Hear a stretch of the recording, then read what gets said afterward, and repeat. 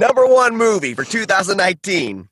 Number 1 through 10. Star Wars: Rise of Skywalker. I'm done. Something's coming.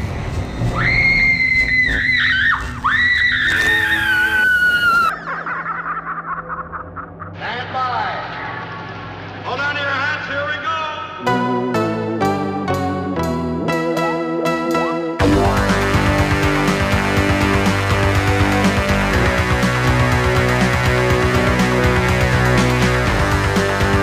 Welcome, everybody, to episode 174 of the Screamcast. I am Sean DeRager, and with me is a full house today. We got Michael Delaney.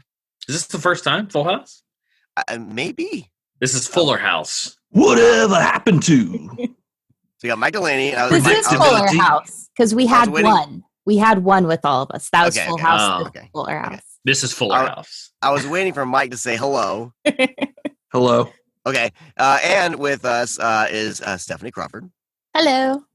And I think Brett Henderson's with us. I don't know. Yes. Hi. All right. Awesome. So today we are going to be kind of wrapping up 2019, even though it's kind of a short year for us as a podcast.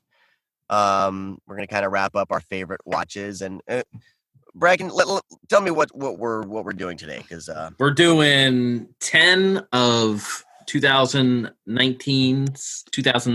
What did I say? 2019 favorite discs, and then we have top 10 favorite films, and then 5 of kind of inspired by, of course, our one of our former hosts, good friend Brian Sauer, has his film discoveries, doing 5 new to me titles. So anything. I have one 2018. I thought that was a little cheap, but I couldn't help myself. But yeah, I didn't know if you guys picked things that were older, or did you cheat too? And it was like 2018. I saw this. I might have a 2018 in mind. That's fine. That's fine. I have for one the new too. to me. Yeah. I specifically avoided that. I really, really tried. I was like, I'm going to do this. And then there was just one that hit me, and I'm like, I can't skip it. Got it. So yeah, we're gonna do those, and then obviously, with the top 10, I know we're gonna have certain ones that fall in. So we're gonna try to keep those short. Let's all keep it short. That's my goal. Why are you telling us that? Well, because we're gonna do this because we're all 4 of us. Obviously, the best movie this year is Once Upon a Time in Hollywood, and all 4 of us can't talk about it. You still can't say the name of that movie. Say it again. Once Upon a Hollywood. Once Upon a Time in Hollywood. Great. Take the 3 seconds to say it every time. Now say it fast. Once Upon a Time in Hollywood. Once Upon a Time in Hollywood. Yeah. Okay. Once Upon a Time in Hollywood. All right. Well, I have 5 of each. Because this year's been a. That is fine, Sean. You go ahead with your 5. Go through it. And if it overlaps, we'll say something real quick, maybe a little 30-second, hey, Sean, you are right in this situation. So Stephanie, before we started recording, had an idea, and we're going to put Brad on the spot right now. And Stephanie, what was your idea? I'm okay with it. Stephanie's always has great ideas, so I'm okay with it. Let us know. Just tell me what we're going to do. I already approve. Basically an elevator pitch for every single one, trying to quote unquote sell the movie in 1 to 2 sentences, just because there's so many of us. And all right, so you said elevator pitch, 1 to 2 sentences, and then you cut out. Yeah, that's all I said. That's the whole idea. All right. Sounds good. All right. Okay, so what are we starting with? You go through your 5. The year? Are we doing the 2019? 2019, bro. Blu-rays and then discoveries, yes? Yeah, that sounds perfect. Okay, hold on a second. Let me grab my stack. You own everything already? Well, I do. The last movie I saw in the theater was Star Wars: Rise of Skywalker. That's just now. Is that on there? Number 1 movie for 2019. Number 1 through 10. Star Wars: Rise of Skywalker. I'm done. I'm Okay. kidding. I'm kidding. I This purposely is left what's off. going to make us go longer. I purposely left off Rise of Skywalker. So we're doing elevator pitches, right? Starting with me is bad.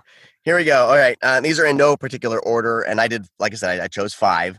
Number 1, 2 racist cops try to steal money, and they're assholes and they're horrible. But I love this movie, Dragged Across Concrete. Dragged Across? Yeah, good one. Good one. Second one, handful of goth kids get mad and burn down churches, and one kills himself. Lords of Chaos is my second. Am I doing good on the elevator pitches? Yeah, I'm not going to be able to do this, but yeah, they're good. All right. A bunch of big monsters get together and decide to have a rave. Godzilla, King of Monsters. Just likes to have. I like Sean's elevator pitches, but this is impossible. And then the fourth one here. Let's see here. A bunch of animatronic puppets from Chuck E. Cheese decide to kill people in very creative and grotesque ways. Banana Splits? The Banana Splits movie. Oh my god! Now these are top. This 5 is that I actually enjoy. fun to guess. Like that's the thing with Sean is fun to guess these. So don't say the title like right after. Okay. And finally, an aging stunt double decides not to have a blowjob from a 15-year-old with an aging actor. That is a deciding terrible to try elevator to- pitch. deciding to try to reinvigorate his career. And then some Easy actress breezy. who's not connected at all to anything is in there and then kind of meets everyone at the end for like a second. That is terrible. So yeah, Once Upon a Time. We'll just get it over with because this is my Once Upon a Time in Hollywood. Once Upon a Time in Hollywood. Just messing with me is on my list number 1. I know it's on Mike's as well. Steph. Yeah, it's number 1 for me. So yeah, it's just. I mean, there's no reason to talk about it. Everybody knows it. It's just on all our lists. It's perfect to me. I'm gonna watch it constantly. I would say to me, it could be his best movie in my opinion. Like the more I've watched it twice. Yeah, it's and I'm like, getting up this there. is like his Yeah. like it's so Tarantino but so reserved. It's Tarantino like so restrained. Tarantino, It's so good. but it's not. Like that's the crazy Yeah. part. Right. Yeah. Like if you don't normally like Tarantino, I would still recommend this to you. I would Totally. suggest this being the one you try out again. Yeah. So it's up there. I mean, of course, with me, I mean, Pulp Fiction, Kill Bill, Death Proof. Those are like my top 3. This is gonna beat one of those eventually. It's very, very rewatchable. That's the cool totally. thing about this movie. So So all that's right, Steph. Steph. Okay. Besides Once Upon a Time in Hollywood, we have the great South Korean yet completely borderless look at social class and family structure with Parasite. That didn't sound fun, but this movie sure is. Should I try like a Gene Shalit thing with Sure, yeah. Yeah. Next is a little scene comedy that stars Mark Maron. It's called Sword of Trust. Oh. And Heard about that. it involves a Confederate sword being brought into a New Mexican pawn shop and a white supremacist that wanted, and the lesbian couple who owns it not wanting it to end up in their hands, and hijinks ensue. It really went under the radar, but it's incredible. One of my favorite comedies of the year, just like Extraordinary, which is a horror comedy. And my favorite subgenre, of course, my favorite is one that's incredibly hard to pull off, but Extraordinary combines a lot of slapstick, a lot of gore, a lot of heart. It just balances everything out perfectly. And I think it's one of those movies that, because I saw that too, and I kind of want to watch it again because it was unexpected. But that third act is so good. Hmm. and I think, I don't know, I wasn't really digging it, but the third act kind of came around. I think I'm definitely going to rewatch that. Steph, what was the Mark Maron film? I'm trying to get these down on a Sword of Trust. Sort of Trust. I want to see that. Look at Mike, all professional and shit. Thank you. I'm trying to I'm make listening. a list of stuff. Oh, you're good. All right. Okay. I also have the crowd pleaser. Dolomite is my name. Seeing Wesley Snipes and Eddie Murphy kind of show that they still had that enthusiasm. They just weren't really given the best material to use it. I think that infused the entire movie with this great energy. No surprises in it, but it's just a beautiful way to do a biopic. It's a lot of fun, and I feel like it's getting a lot of people into Rudy Ray Moore, which is wonderful. That's a lot of people would never really watch Rudy Ray Moore, because of course we know him because we got the Blu-rays and stuff, But so many people I wouldn't have even thought would watch, a Dolomite flick. Like, we're all watching this movie and then discovering Rudy Ray Moore is pretty cool to see.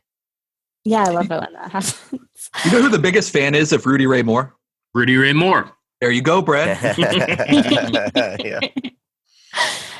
And another one I saw, I don't think it's coming out in America until next year, but it won awards already and everything. So it counts as Boys in the Wood. Ooh, I know it's out on Amazon Prime. Oh, it is? Okay, great. Cool. Yeah, it just got, of course, dumped like most digital movies do. But yeah, which is unfortunate. We saw it together, right? Yeah, the title is not great. But no, it's terrible. But it's please don't hold that against it. Extremely well shot. No, it's beautiful. It has a classic story of a bunch of misfit kids getting whipped into shape. But it's in the Scottish Highlands, and it's ultra violent, and there's shades of Monty Python in there. It's incredible. It's fun if you're. Well, I was going to say, I think the big pitch is that they're getting attacked by the elderly. Yeah, which is kind of the Monty Python for me, like that granny gang. But yeah, it's really good. It's fucking funny too. Yeah, it's just fresh as hell. And then Daniel Isn't Real. Which it's a good one. Yeah. Oh man, I love that. I thought of the elevator pitch idea, and I'm terrible at elevator pitches. I totally overlooked that aspect of it.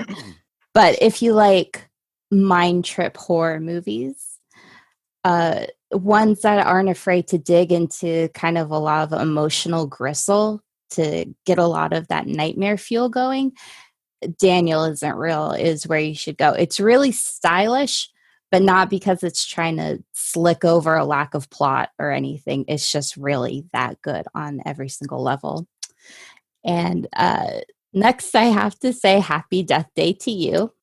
Something about these two movies, especially the sequel, it did everything they say you probably shouldn't do in a sequel. Like, let's explain away everything. Let's bring in an entirely new genre. Hell, let's make it science fiction. But they pulled it off, which to me is really incredible. I just rewatched it again a couple nights ago. And I feel like they chose the hardest things to do in a genre movie, and they pulled it all off. But because it's so much fun, they're not really getting the credit for it. I love that one because that's one that I can take out and like watch with my daughter, my son, and my wife. Like, it's a good little family horror sci-fi. I can't imagine anyone hating it. I can imagine being like, okay, but hating it, that won't make. Yeah, I didn't hate it. It's just those movies, like, they're fun. It's how I kind of present them. They're fun, and I did like how the second one didn't rehash what they did in the first one. That was kind of fresh. They did a whole different thing, which I thought was kind of unique. So, and I think that's Christopher Landon, though, having reverence for the first film. He just directed it. He didn't write it, and then on the second one, he writes it and directs it. So he gets to take it more in the direction that he saw instead of the writer of the original. Right. Man, Mike is just a fucking scholar today. Look at this shit. He's a teacher. And Us. I loved Us. I love Us too. Oh, I mean, Us. Like, I don't really the movie, but I mean, I like Us. It was surprising. I really enjoyed it, and I'm also one of those people that didn't really care for Get Out all that much. So I was really looking forward to Us because I liked the style in Get Out. I just didn't really care, but I also need to rewatch it. Yeah, Us really hit. I really, really dug that and how wacky it was. So. I would vote for Get Out for Best Picture again if I could. Huh. I gotta rewatch it. I think I was expecting something and I didn't get that. I got something else and I wasn't prepared for it. But I always do that. Like I'm one of those people that will watch a movie that I didn't care for again before I watch something that I loved. Because I always want to give stuff a second chance because you just never know what I mean, any movie really, because there's some movies that I love that I watched and I'm like, why did I like that so much? And vice versa. So I'm always I always blame two myself. film. Well, it depends. Like, I mean, you're at a festival, you know what it's like. You've done your festivals now, going to a festival, watching something at midnight, you might fall asleep. You might be a little bored. You rewatch it at home alone and it's perfect. Or you watch something at a festival and you're laughing because the audience is laughing, and then you watch it at home. You're like, this actually isn't that good. Like, so it happens, and you're allowed to have that. So, all right, Mike. All right. When I Stephanie done? Was that 10? I think I cut out. 1, 2, 3, 4, 5, 6. Did you do 7 or did I miss a couple? Wait, I thought you just said Us was the last one. Yeah, that's all I'm doing. Oh, okay. We If are Sean the can do last one. 5. All right, just making sure you're not getting cut off, Stephanie. That's all. Well, I was just saying a whole thing that I think I cut off, but that's okay. Mike. All right, here we go. First one is, how would I describe it? A bearded viral video star goes across the country to meet contractual obligations. It's Scott Aukerman's Between Two Ferns, the movie. I love that one. Just the stupid kind of comedy that I'm really into. Second one is a documentary from one of my favorite documentarians. It's, how could I describe it? Rich kids get stuck on an island eating cheese sandwiches. It's Chris Smith's Fire. Love that. Very memeable movie this year. What's it called? Fire. Like Just Fire Fire. Festival? Yeah. Yeah, Okay. that was that's so funny. Oh, yes. Okay. The Fire Festival. But Chris Smith, the guy who made it, is amazing. He's the guy who did American Movie, The Yes Men. He did Jim and Andy a couple of years ago. Third one is a repeat from Stephanie's list. It's My Science Project with Mommy Issues. That's Christopher Landon's Happy Death Day to You. Next one is the better of the rock biopics of the last couple years. It's not directed by Bryan Singer. It's Rocket Man. Yes. So good. Next one I would describe as the Big Southland Tale. It's the pot noir from David Robert Mitchell, Under the Silver Lake. Next one, Daddy Issues in Space, a la Apocalypse Now, Ad Astra by James Gray. Next one I've talked about forever. It's an autistic man gets Casper's autograph, The Fanatic. How did I leave The Fanatic off my list? Damn it. Next one is audience has to wrestle with controversial views of violence after Sharon Tate is not murdered. Once Upon a Time in Hollywood. Next Man, one Mike's is really good at this. Jesus. I know. I want to redo mine. Next one is the timeless tale of not fucking steak and farting in front of your friends. That's The Lighthouse by Robert Eggers. And finally, it's a tale of two cities with noodles and sirloin. It's Bong Joon-ho's Parasite. Man, that's really good. Nice. I'm not gonna be able to top that. I'm Holy just gonna shit. go through them really quick, in no particular order because that's not good. So we'll cross off Once Upon a Time in shit. Once Upon a Time in Hollywood. And another one was Dr. Sleep, which I'm surprised we're not going to actually have much overlap here. Obviously, everybody knows what Dr. Sleep was. It hit me pretty hard. Next up was Greener Grass. It's I don't even know how to pitch Greener Grass. It's a movie that's fucking insane. It's the exact type of absurd comedy that I like about a killer in this crazy suburbia where all the parents and adults have braces, and a kid turns into a dog. What the fuck? Yeah, dude, Greener Grass is one of the funniest movies I've ever seen in my entire life. It's I think it might be streaming now or available to rent, but it's Donahue and Doberman, I think, are the two ladies that wrote and directed and starred in it. It's really perfect. It's just a really, really funny movie. Next up was I don't think this was released yet. Was Postal, was originally known as Bronco, but it's about a guy who wants to break up a wedding. So he's overnighting a engagement ring, and he's on his way to Hawaii to break up the wedding. And it's basically him not getting the package and dealing with, Bronco is the name of the postal company, but it's obviously like FedEx, and it goes from 0 to 100. But it's named after the Uwe Boll movie. I was going to Yeah, say. I wish they would have kept Bronco, but yeah, it's called Postal. Next up was Pledge, which I think this is one of the films that came out that just kind of disappeared really, really quickly. I was very pleasantly surprised by that one. Yeah, it doesn't waste any time. It's like 75 minutes. And it's just a bunch of dorky guys that are trying to pledge at a fraternity that pledge at the wrong fraternity and just hell ensues them. And it's really good. It has one of the best like stinger endings that I've seen in a long, long time. And then let's see, Booksmart, which was I cried, I laughed a lot, I cried a little bit more. Just kind of unexpected too. I thought that it was just so like timely, as well as just a great coming of age story. It really wasn't pitched like in the trailers and stuff as a coming of age story, but it really is. That's exactly what it is. And I skipped out on it, and I was just going to watch it at home, and it became obviously one of my favorites. A great script. It's very smart, and it's just really, really, really, really funny. You like adore these two characters, like their relationship, like you're rooting for them. Oh, the it's whole perfect. Time. Yeah, and in a way, it's timeless. Also, like it's timely and timeless. Like this is something.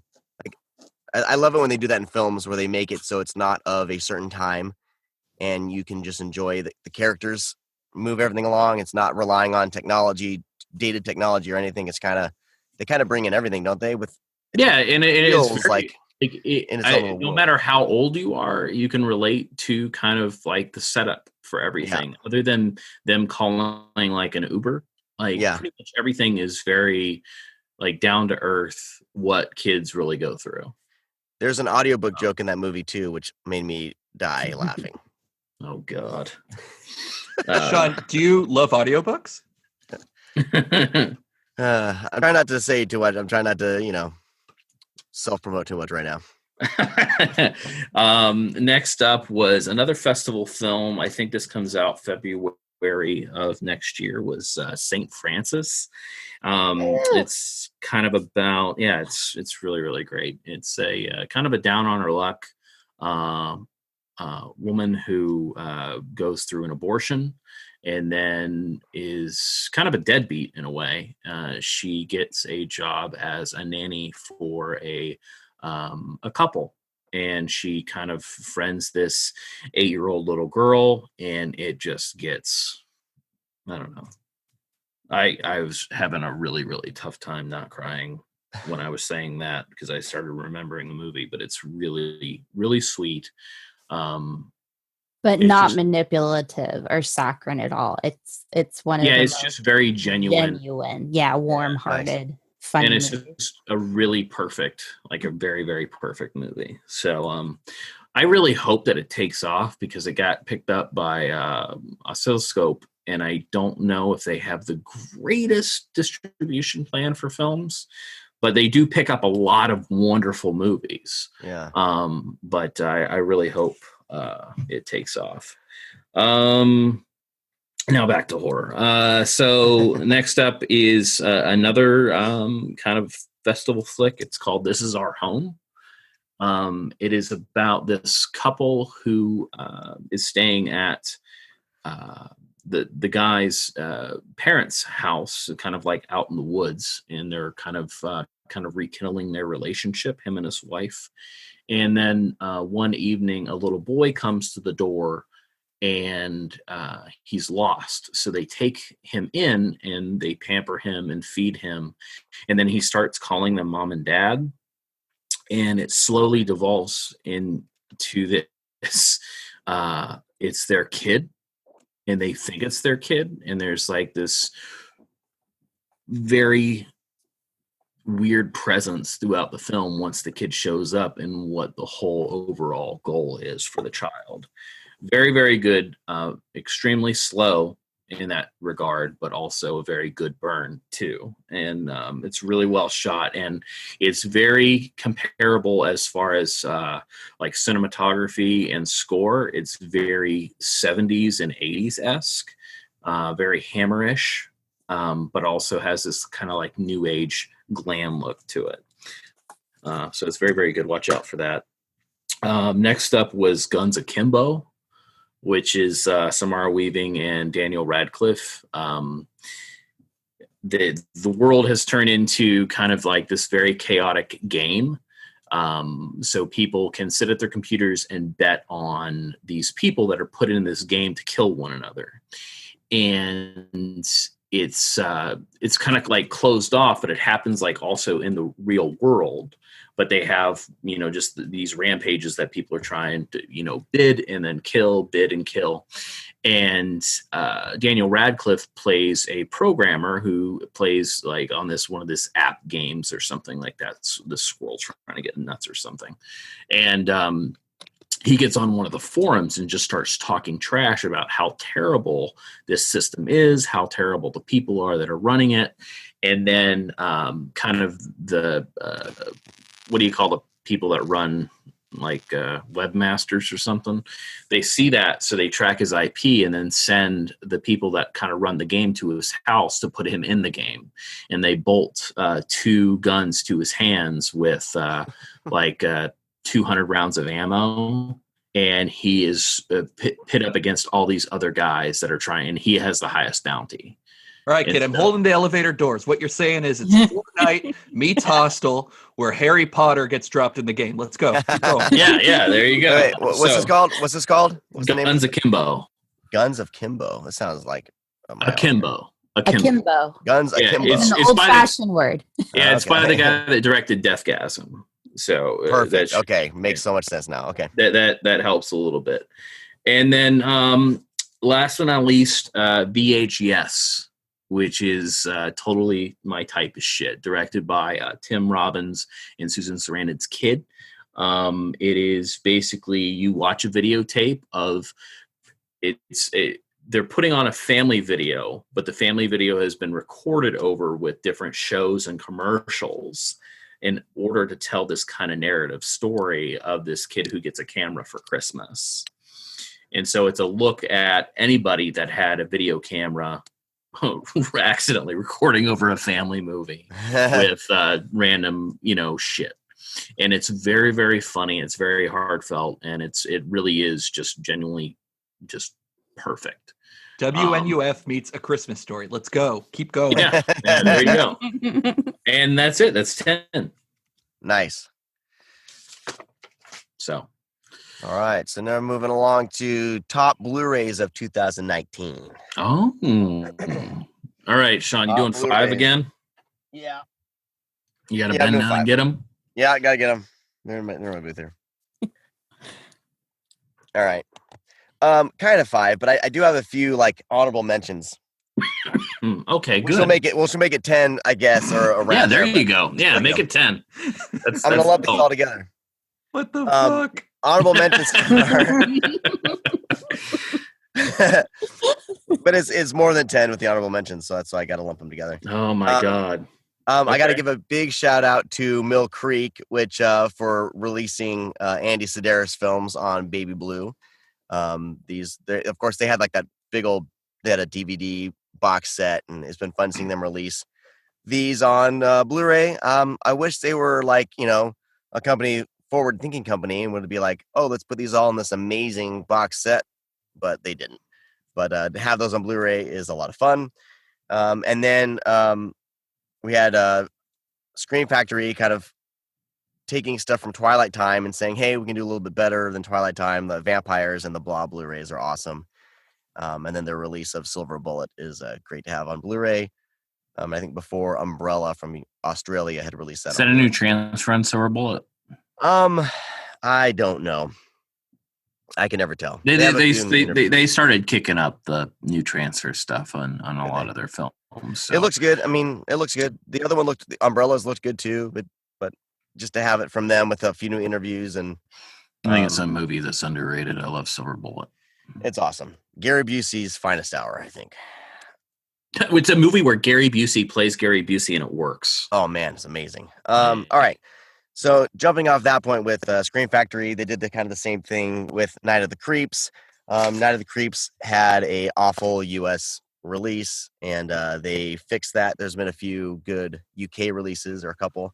Yeah, Eureka has it's the same transfer, I think. Yeah, but it's both are good packages. Yep. So they released it with some great box art. They actually used the original cover for their collector's edition instead of someone's like some weird crazy abortion of artwork that they usually put on the front of their collector's editions.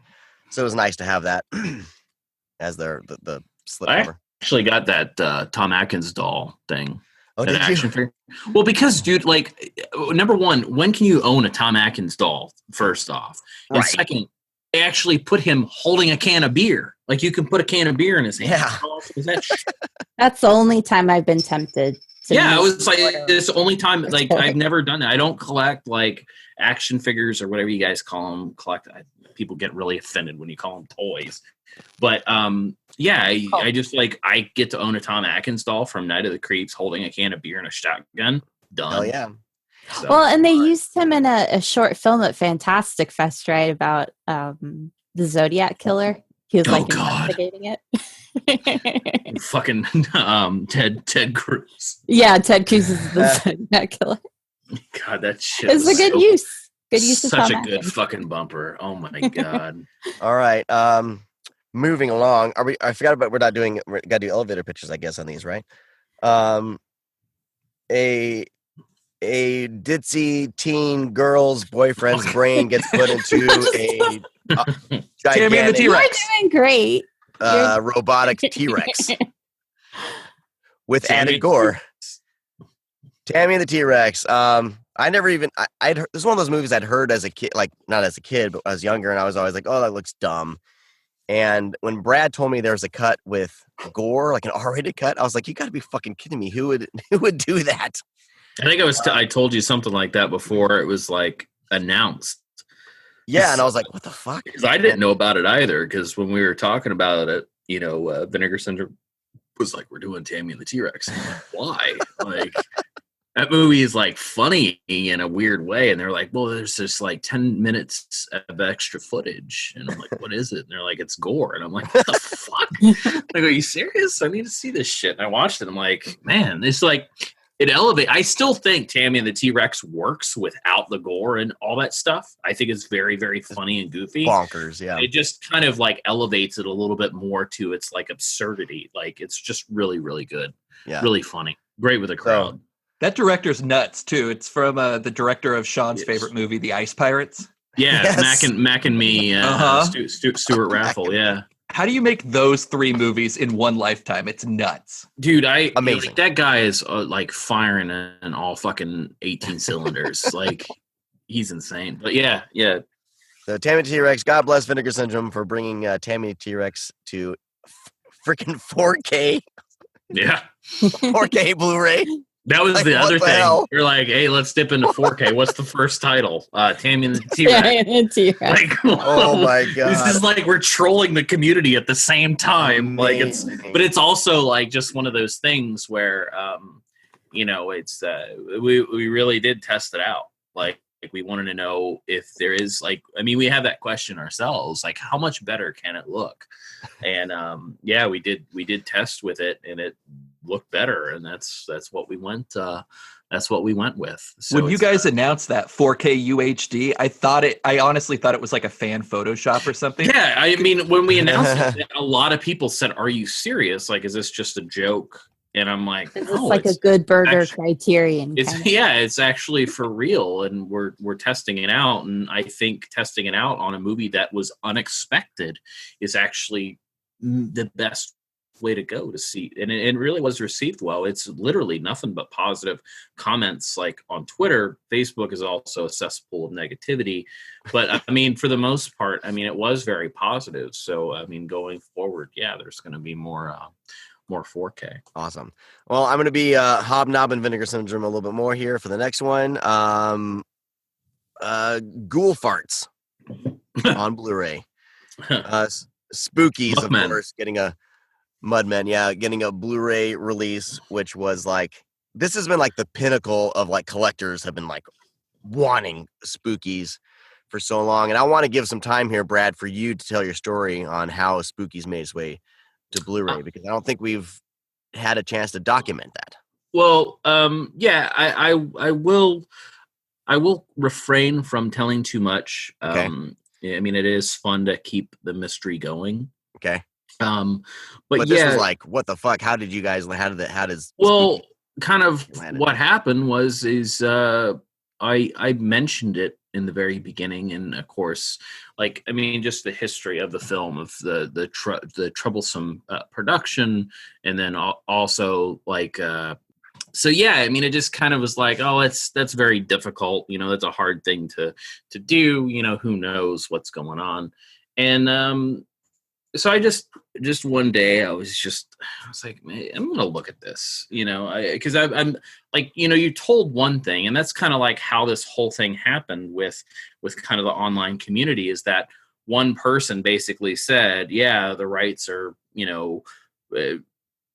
gone, or whatever it may be, just all these kind of just things that are said, and then people take it and just race with it. Mm-hmm. And so that you're always told, oh, that's impossible, that's not going to happen. That, I was like, well, I haven't been told that personally, like from a reliable source, I would say. So I just kind of took it upon myself, with obviously permission, working as a team with Vinegar Syndrome, and something happened, and I called my team, and I said, hey, this is kind of where we're at, and this is really weird, and I think that something's been uncovered here. And we got together and talked about it, and it happened. That's amazing. That's all I can say. But it was a wild ride, and I was, honestly, when it happened, I couldn't believe it did. But it was it's kind of still like, it didn't really hit me until I went to Connecticut for the Black Friday thing to help ship and pack, and I held it in my hands, and I was like, fuck, like, we did it, Yeah, we fucking did it. There was much rejoicing. Yeah, Vinegar Syndrome should have got producing credit for like 1 million podcasts, but we didn't. But anyways, yeah, I'm Nice. glad. Obviously, people were really thrilled about it. It's also one of those things where it's not that like great of a movie. It's just really fun. It's a fun oddity with a crazy history. It's, people like us would want to have these movies like this in our collection with some fun extra features, because the story of it is hilarious and crazy. So yeah, the documentary is longer than the actual movie, which is always a great sign. Totally. Yeah, Gingell's documentary is really, really good. So good. All right, moving along. These next two are kind of reissues, things that I've had on Blu-ray before, but Arrow Films kind of knocked these out of the park. And I bought RoboCop for like the billionth time on Blu-ray. But Arrow, of course, Arrow with their crazy packaging, and it's so sexy. I love it. So I got that one, and I got the box one, not the So did I, Sean. not So the, did I. I can't help myself. not the tin or whatever, the Steelbook. But actually, funny story. I actually forgot I'd ordered the UK Steelbook because it was like a couple bucks cheaper. And I forgot that I did it. And then they announced it. They're releasing the US version.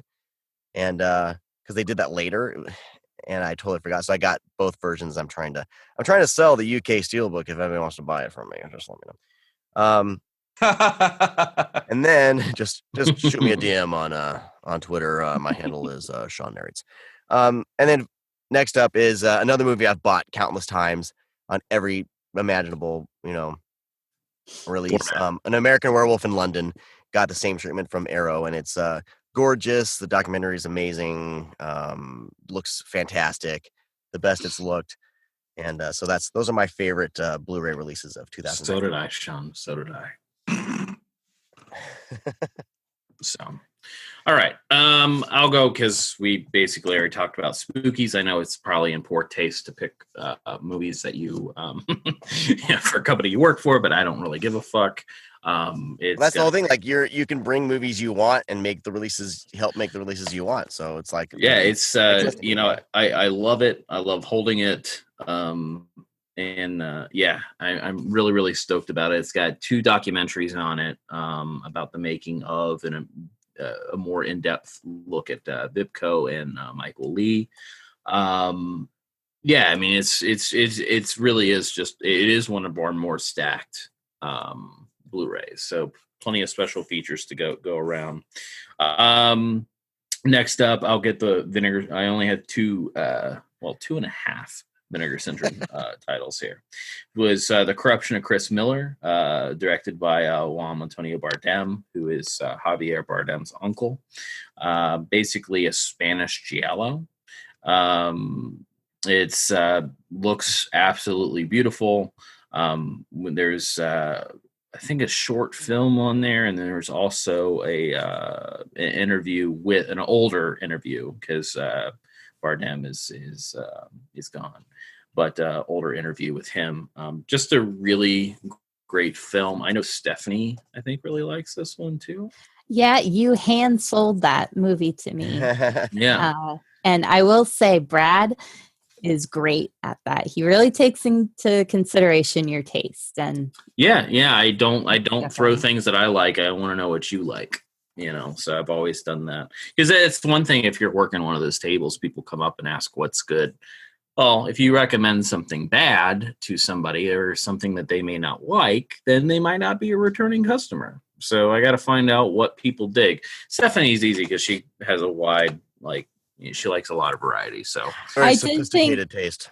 Thank you. Well, you are. I noticed you're selling Decoder to everyone, and then I finally watched Decoder. I'm like, okay, he's pushing it a little with this one. Yeah, I like this movie, but it's very unique. It's really like Decoder's like one of those movies that's a little rough for people, but I think it will find its audience. Brad, would you say that you're Decoder fanning? When you try to push it? No. But I have another one, Brad. Maybe you should, instead of saying Spanish giallo, you should call it an amarillo. How about that? I will. Yeah. Thank you. Yeah. So next up is The Half. This is obviously this is Arrow that released this, but it's definitely a big collaboration with as far as the restoration, and also there's a booklet is written by one of the founders of Vinegar Syndrome, Joe Rubin. So it is The Prey. This was really funny because they announced this on April 1st, and they announced it as the Gypsy Cut, which did exist. I mean, people knew about it, but it wasn't very widely known that there was another cut of The Prey. I thought I had the Gypsy Cut, but what I had was just like just a few minutes longer. I didn't know that there was basically, I think it's 17 minutes that is added to the movie. One, The Prey has always just had a VHS release, and it's a very, very dark movie. Very hard to see certain things, and just kind of I would say maybe a little bit of a boring side of a slasher film, but still good. However, I think the Gypsy Cut makes everything change a lot more because you understand the killer a little bit more because of the flashbacks and everything that has happened to him. So Arrow did, they do the theatrical cut, which they done a 2K restoration, and then they did a 2K restoration of the Gypsy Cut. So you have two cuts, both restored.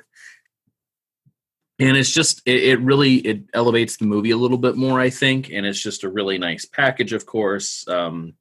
They put the original or the international cover on it, what I think is really, really funny because it has those giant hands and that cart. That's another thing is they released that. People didn't recognize that cover. With the big man hands? Yeah, they just thought that was a joke. And I was like, no, that's the old like UK VHS. And people, I mean, it was just one of these things that took off. And I was like really excited. I'm like, holy shit, I think they're really serious. And yeah, just a great, great release. Another Arrow release was The Hills Have Eyes Part 2. This movie always gets shit on. I really, really like it. It's got a great, I don't know does it say how long it is? There is a small little, like, not doc, but there is a very long making of, it doesn't really say how long it is, making of kind of documentary interview style with a lot of the remaining new interviews with the remaining actors and producers and people that helped out on the film, kind of give the history about why Wes made this movie and kind of opened my eyes to a couple things I didn't know. He filmed this before Nightmare on Elm Street, but it was released afterwards, which I did not know, because he was trying to get Nightmare on Elm Street off the ground. So he was getting kind of anxious, wanted to make another movie. So he had The Hills of Eyes Part 2. So he filmed, basically an hour of this movie. That Nightmare on Elm Street got picked up. They made the film. And then he went back and added the flashbacks to make it a feature. That's the reason why the flashbacks are there. Because basically they had, he didn't want to do it. And he kind of abandoned the movie, but he wanted to finish it because people were like, well, you need to finish this movie. We all worked on it. And that's kind of how Hills of Eyes Part 2 came about. And also, Harry Manfredini also almost scored Nightmare on Elm Street, which I didn't know. Harry Manfredini accepted the job, but eventually it went to Charles Bernstein, I think it was. Yeah, it's a really in-depth kind of look at everything. Obviously, people talking, they know that kind of the history of the movie, of course, because they all worked on it and they find it humorous. And I don't know, it's a really good package. I'm always forgiving of the movie because I don't think the flashbacks are that long. It's not like Silent Night, Deadly Night 2, where an hour of it's flashbacks and like 20 minutes of actual new footage. I think it's the other way around on this one, and I really like it. And plus, I like Beast a lot. I like how he has a flashback. So next up was the Ring box set.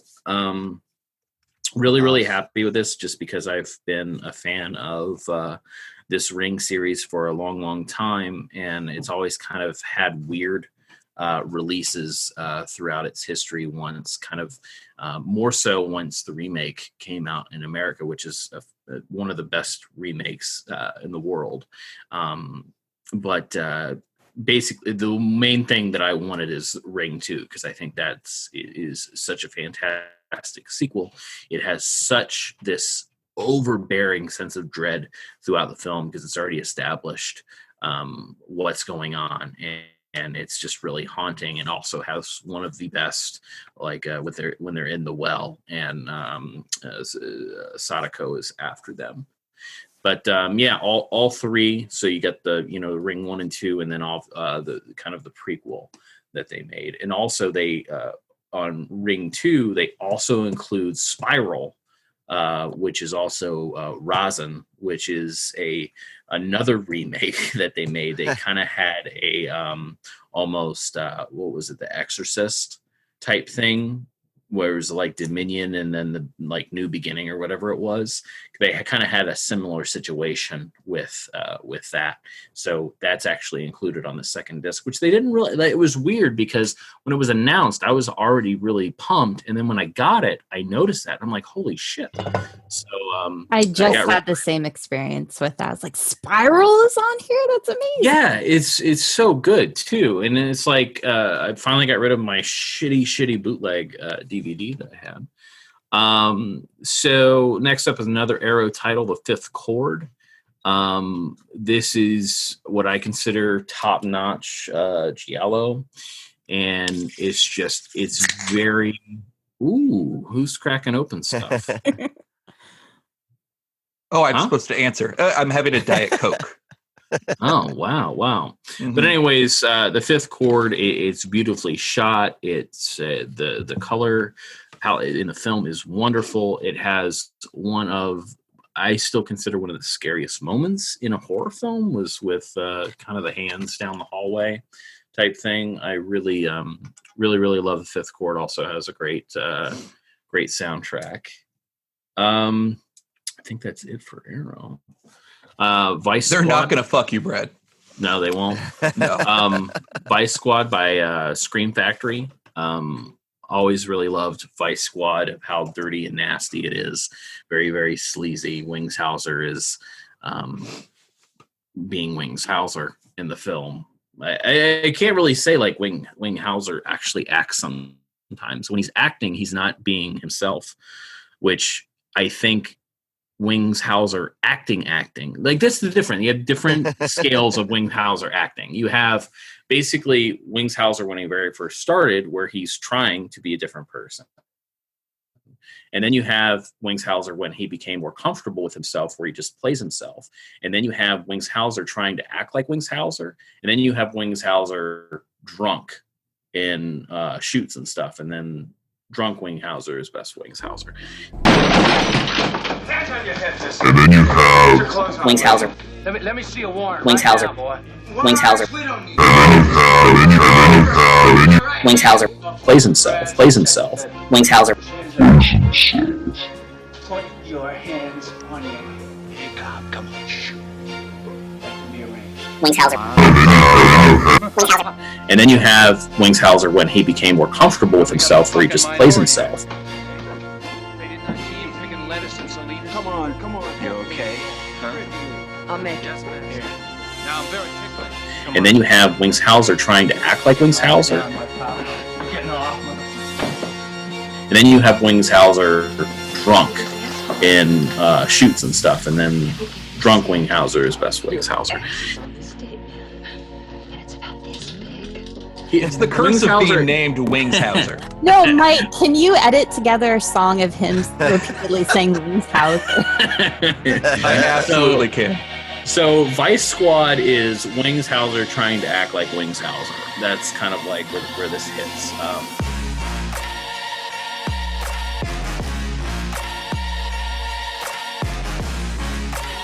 But it's just very, very dirty. It's a very sleazy and very, very mean movie. But also probably one of the best kind of 80s, 70s style exploitation films out there. Next up was a movie from Finland, which was The White Reindeer, which had a release over in Finland on Blu-ray with a very good transfer. But Eureka actually got a hold of the rights in the UK, and they put together a little bit better of a package with some commentaries and also things you can read, because everything was in another language, and it was very, very difficult. Finish? Finish. He'll finish when he's ready. Yeah, I'll finish when I'm ready. But yeah, it's a Christmas horror film from the 50s, with some of the best kind of great cinematography by it's actually shot by a known cinematographer in Finland who directed his own movie finally. And it's basically is very underseen, but it's a vampire tale with a reindeer. Huh. Yeah, it's very, very weird, but it's beautifully shot, but it's also very experimental. That I hate using avant-garde, but it's very much like that. But just a very, very all-around weird movie, but very, very well done at the same time. Next up was a movie that I recommended to Steph, and then she asked me, why do you think I would like this movie? And that, well, every time I see it, I think about, why did you say that? That's what I think about. And I don't know if she's watched it yet, but it's, I don't know how to pronounce the last name, but it's Diane Curtis Peppermint Soda. And this is from 1977, coming of age story about two sisters in France in the 60s who are dealing with home life with their parents with a divorce, who go to a new school, who also have, romantic interest as they're growing, as well as there's a kind of a political thing going on at the same time, but also just a very good, well-rounded coming of age story that takes everything that's in a teen's life that they're concerned about or things that they're learning about, but just a really, really well put together transfer from Cohen Media, who does great work. But yeah, Steph, have you watched Peppermint Soda yet? Not yet. I need to though. Yeah, I think you'll like it. I think you'll like it.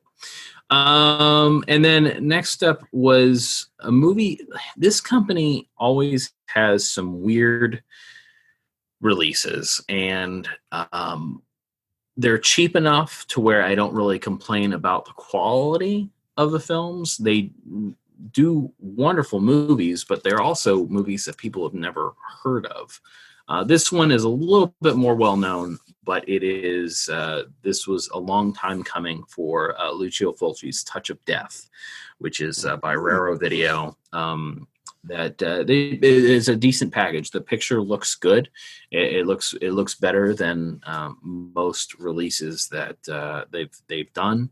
Yeah, Raro's kind of hit or miss. Yeah, it's kind of hit or miss, but also it's one of those things where they're taking what they can get, because a lot of these foreign films that they're releasing, it's one, the negatives are really difficult to track down if they exist. And you can only do so much legwork with these things. So they're definitely they're HD, but sometimes they look a little funky.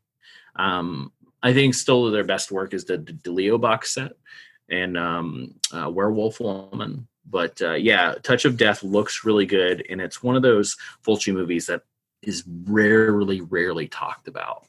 And I think it's one of Fulci's best flicks. So nice. That's it. What a nice. Stephanie? Since it was supposed to go to Stephanie, but then Brad kind of jumped in, but it's fine. No, that's fine. Right. Mix it up. Even though I know you all talked about it a lot, I have to also say Tammy and the T-Rex. Uh-huh. I actually watched this as a kid. This was actually a huge movie in my life, because it was kind of the bridge between being a kid watching dinosaur movies all the time into getting interested in horror. And so this is a very strange thing to catch on Cinemax all the time. And they included the original PG-13 cut sourced from video. So it looks exactly like it did back when I watched it. And I appreciate that. But like you're saying, the director, there's a commentary on here. And I was like, finally, I'm going to get the behind the scenes, like how this crazy fucking movie came to be. And he just took it so seriously, and he's so loving when he talks about it. And I also really appreciate Denise Richards actually doing an interview on here. I was really hoping. I am a big Denise Richards fan. I just really like her, and she was just very sweet and loving when she was talking about the movie, and she was afraid she was going to get fired off it any day. It's a really cool thing, and I got to see it on the big screen at Fantastic Fest, and I was just sitting there like, I used to watch this on my tiny TV in my bedroom when I was 12, and here I am watching it on the big screen. And it's going to be out in 4K next month. I mean, like, what's going on? It's wonderful. I'm sorry, that was Tanny and the Teenage T-Rex? Yes, Tanny and the Teenage T-Rex. Oh, okay. And I also have Arrows, the Ring collection. Pretty much Brad covered it all, but again, having Spiral on the disc was very exciting. I used to have to get these on bootleg on eBay. Great extras. It's just a wonderful box set, and seeing them just clear and beautiful in one solid place. If you've been kind of chasing these movies for years, it's a treat. It's a treat, guys. Treat. Then we have from Criterion, Polyester. Shocking. There's a John Waters release. Shocking. Gotta have it. You can't tell me this isn't the best Blu-ray cover of the entire year. Oh, poster worthy. Rex. It is. Yeah, that's a close second. But this was great. They included the Odorama card, which is very important. And the extras are great. There's clips that have been moldering in John Waters' attic for 40 years in here.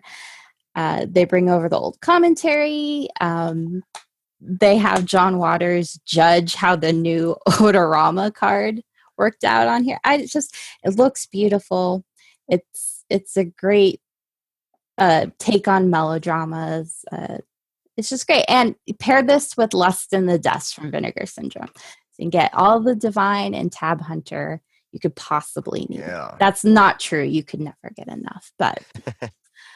Okay, and next up from Scorpion Releasing, I have Opera, Dario Argento's Opera. Ooh, that was on my runner-up list, but I haven't sat down and watched it yet, so I was like, I better wait, but I'm excited that it's out.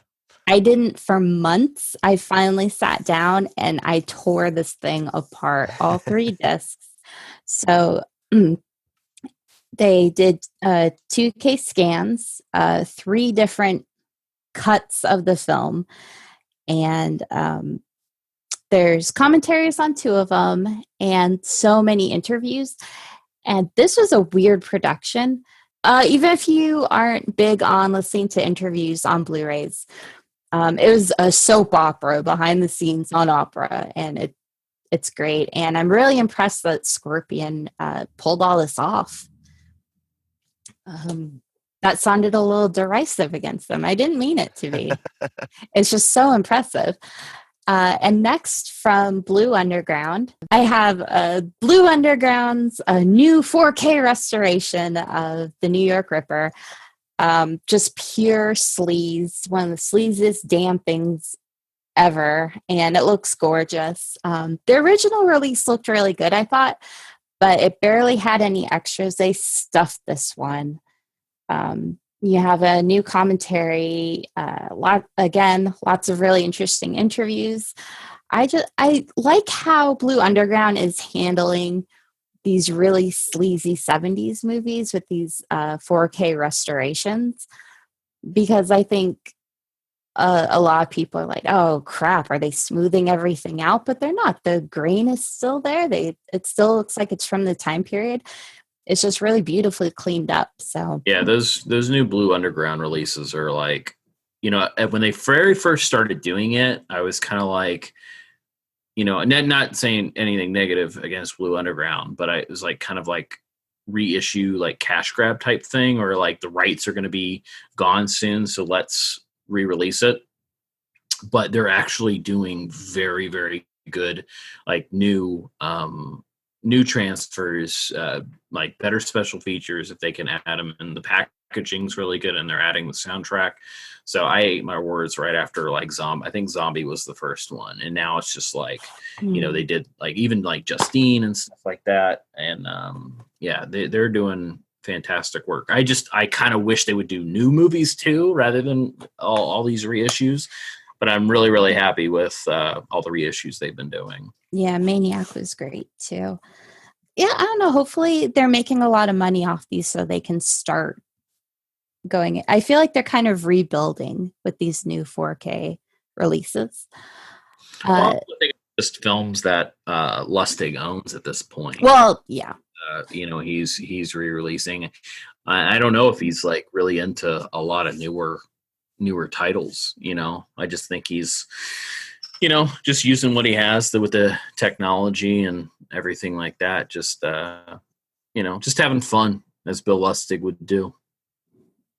I also love how they're lenticular covers, so you can see like the Maniac's gene bulge. Like, same with the knife here. Classy stuff. Next up, I have the Crimson Peak limited edition from Arrow. The original Blu-ray that came out was actually pretty great. It was pretty stacked. I don't think I was originally going to upgrade until I got a really good deal on it. And the packaging is stupid beautiful. Yeah. Was it that Hamilton Books deal when it got really cheap?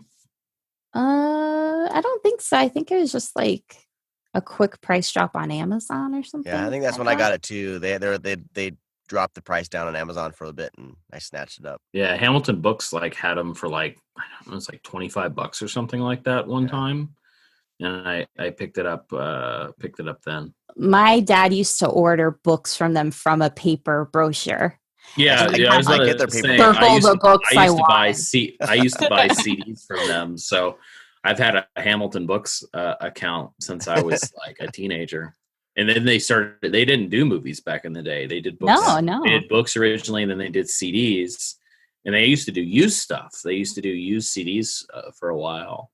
They just keep changing. So obviously they're doing well. But yeah, I'll always buy from them. A lot of this is consolidating some of the extras, like little featurettes, into just one chunk of a documentary. But there's this gorgeous hardcover book included that's filled with art and essay. And with Guillermo del Toro, I like a little pomp and like a sumptuous presentation with his things. So I keep hoping they're going to do a Shape of Water, Criterion, or Arrow. I like them to be fancy. But it's a beautiful set if you're a fan already, or if you missed out on it, or if you're like, it was okay, but I'm not sure that's one of its best. I like it more every single time I rewatch it. And the set's a really fun way to jump back in. Next, I also have Scream Factory's The Blob. Yeah. And this was another one where I had the Umbrella release. So I'm like, I'm good. Until I saw that there's like 3 commentaries, hours and hours and hours of extras. And I've literally listened and watched everything on here. You guys. Yes. Nice. Do you remember? Yes. 4 movies. I just want... Steph, years ago you got the import of The Blob, and what did that import sticker say? I remember it being really fun. Oh wow, good memory. I kept it. Yeah, I bought it used at Zia Records over here in Las Vegas, and it's a Region 0 release. And they had a sticker they themselves put on that said, "No region will not play in your player." I'm like, what? And then I just thought that was so cute. And I came back a couple months later and I looked at it, and they changed the wording to "no region" to "0 regions will not work on your player." So not only is the information incorrect, but the fact that they're like, no, we have to word this different. This is dangerous if people buy The Blob and they can't play it. So I finally bought it. I cut out the sticker and I put it in. And I traded it in once I got this one, but I still have the little because I don't know why, it's very funny to me. And when I brought it back in, I almost felt like saying, okay, This is Zero Region. Don't freak out. It actually means everyone can play it. It's okay, you guys. But anyway, this is a blast. I think I mentioned before, I think this will end up being maybe Scream Factory's quintessential release. Okay, so back to Arrow.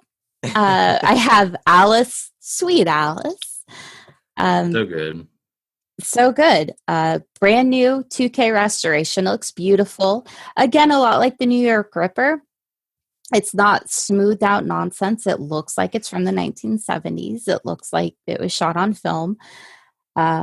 The commentaries are wonderful. I really love Alfred Soul talking about the film because I really like his connection to this film. You can tell he really loves it. He's proud of it, but he's really kind of pragmatic about how everything turned out and all the issues they had working with it. And they also have, I think it was the TV cut or like the Holy Terror cut of the film on here. It's just a really all over great release, wonderful artwork. And last but not least, I have Olive's signatures, A Bucket of Blood. Ooh.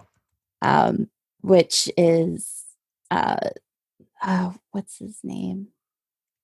Elijah Drenner, who did the Dick Miller documentary. He did the commentary on here. They used clips from the documentary, and he kind of spearheaded most of the extras on here, and they're incredible. I like cute little things. Like here they have the Super 8 version of A Bucket of Blood, so you have like the 8-minute reel of it as a silent film.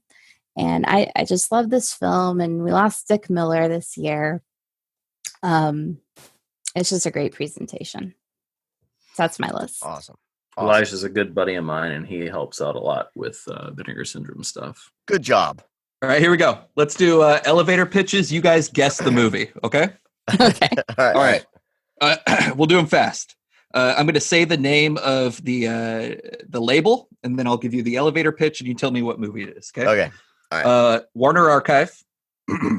I'm doing like one from each label because I know Arrow won't fuck me. So let's do Warner Archive. I'm still trying. I'll say Cat and Mouse, Rock, and Rap. Demise! Mature in bed! Stumble out! And run dead! If I never paid to self-start environment! Cat and Mouse, Rock, and Rat. Rap. Like Rap. Hip-hop.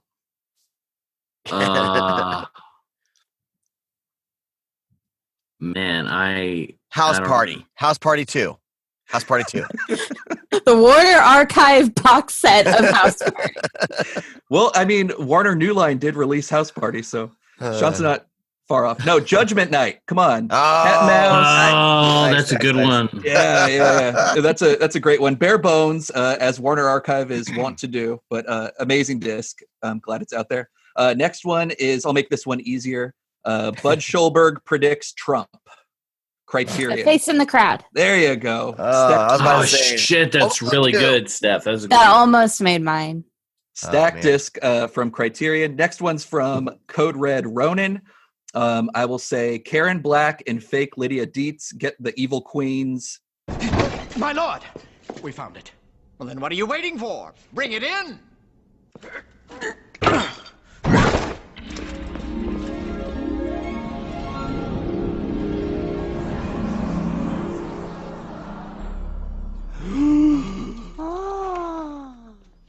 Magic mirror. Don't tell him anything!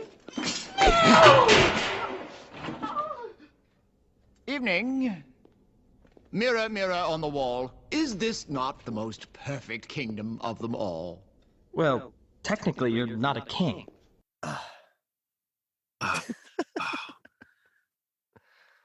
Mirror. There, yeah, Sean. Yeah. Mirror. And I put Mirror 1 and 2 because they kind of released it in a bundle around Halloween. I was happy to have those. Next one's from Severin. They said it was the Italian Texas Chainsaw Massacre 3, but it's more like Italian Nightmare on Elm Street 6. Oh yeah, Night Ripper. Hey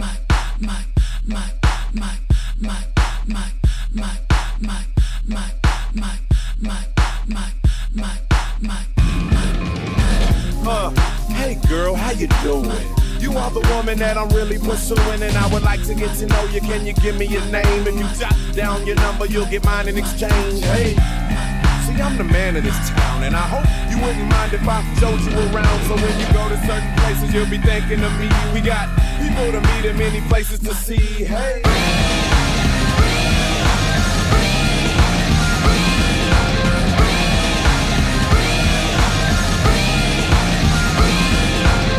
Well, Night Ripper's the album, but no, Night Killer. You're close. Night Killer. Yeah. Shit. Next one is a studio release from Paramount. It's the 4K UHD disc. It's like Ad Astra, but in space. Ad Astra. No, it's like Ad Astra, but in space. Life. I don't know. High Life. No, Apocalypse Now. I said it was Paramount, a studio disc. No, the final cut of Apocalypse Now, amazing in UHD. Next one is you're too witty for me right now, man. You're operating on a whole other level. Next one is from Scream Factory. The Terminator has pizza scissors. Wait, the Terminator has pizza scissors? Yes, sir. Scream Factory. Why do I know this? Oh, fuck. I think I've made that joke. Cobra. Yeah. Sorry, I had a sip of Diet Coke. Yes, you are correct. Did they release a Blu-ray of Cobra? Oh, yes, sir. Yeah. It's stacked. Yeah, that's great. Fuck was I at? Oh, I don't know. Probably doing a goddamn audiobook. You're reading like what was it? Grandpa reading porn to his grandkids. Yeah. That was a review I got. I was like a grandpa reading porn to his children. How do you read porn to your children? I don't know. It's a dumb review. Hey, if you listen to this podcast, Chris, I know that was you. Chris. Listening, I know that was you. All right, next one. Brad can't guess because it's vinegar syndrome. But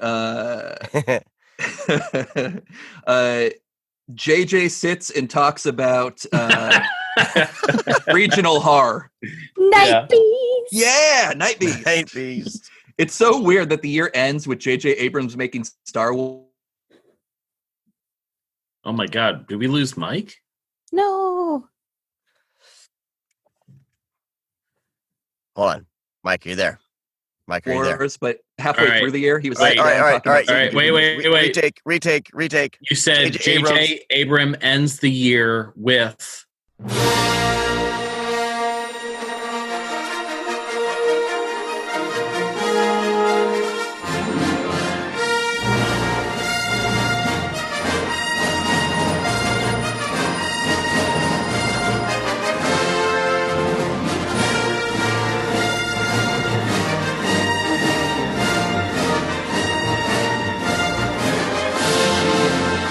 Star Wars. Yeah, he ends the year with Star Wars. But it's weird that halfway through the year he sat and talked about this thing he did when he was 17. But he also doesn't get enough credit for being a horror fan for restoring Phantasm a couple years ago. Because when people saw Rise of Skywalker, they're like, who knew JJ could pull off some horror aesthetic with that Emperor shit, at the end. And I was thinking he named a character in Star Wars after Phantasm. So he's a horror kid. Next one is Arrow. And, I don't really have anything here, but I would say my clue would be Peter Locke didn't know the dog had a flashback. The Hell Survives Part 2. Yeah. Dude, that's right. I forgot about that. Yeah, see, he didn't remember. Oh, man. He's so earnest in that interview. He's like, now I usually read the script and I do notes with Wes and he's like, I don't remember Beast having a flashback ever coming up. He's like, I don't think I said anything about it. Peter Locke's I wish I could have like the unedited version of Peter Locke's interview because I'm sure it's really fucking funny. Yeah. By the way, since we mentioned it earlier, Elijah Drenner did do that as well. The documentary interview thing for Hell's Eyes Part 2. Oh, okay. Very nice. Nice. Next one is this is a little harder, but let's see. Twilight Time, okay? And it's hardworking loser inherits the fortune of the spruce goose. Medias res. Dang it. You were waiting to fucking say that, weren't you?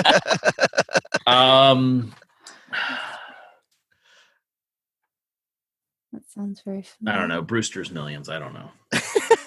At least Brad is guessing. Brewster's Millions. No, it's Jonathan Demme's Melvin and Howard. Yes. I have never seen that, so I you have wouldn't know that. Nope. I just saw it for the first time earlier this year on the old DVD, though. Yeah, it's great. Yeah, no, and the Twilight Time has a Jonathan Demme commentary, and man. it's a good release. Last one, geez, I'm not actually. I'll just say this one because it's one of my favorite movies of all time. Like there were 3 or 4 different labels that came together to put this out. It's from Nicholas Winding Refn. On the side, he does a lot of film restoration in addition to his writing and directing.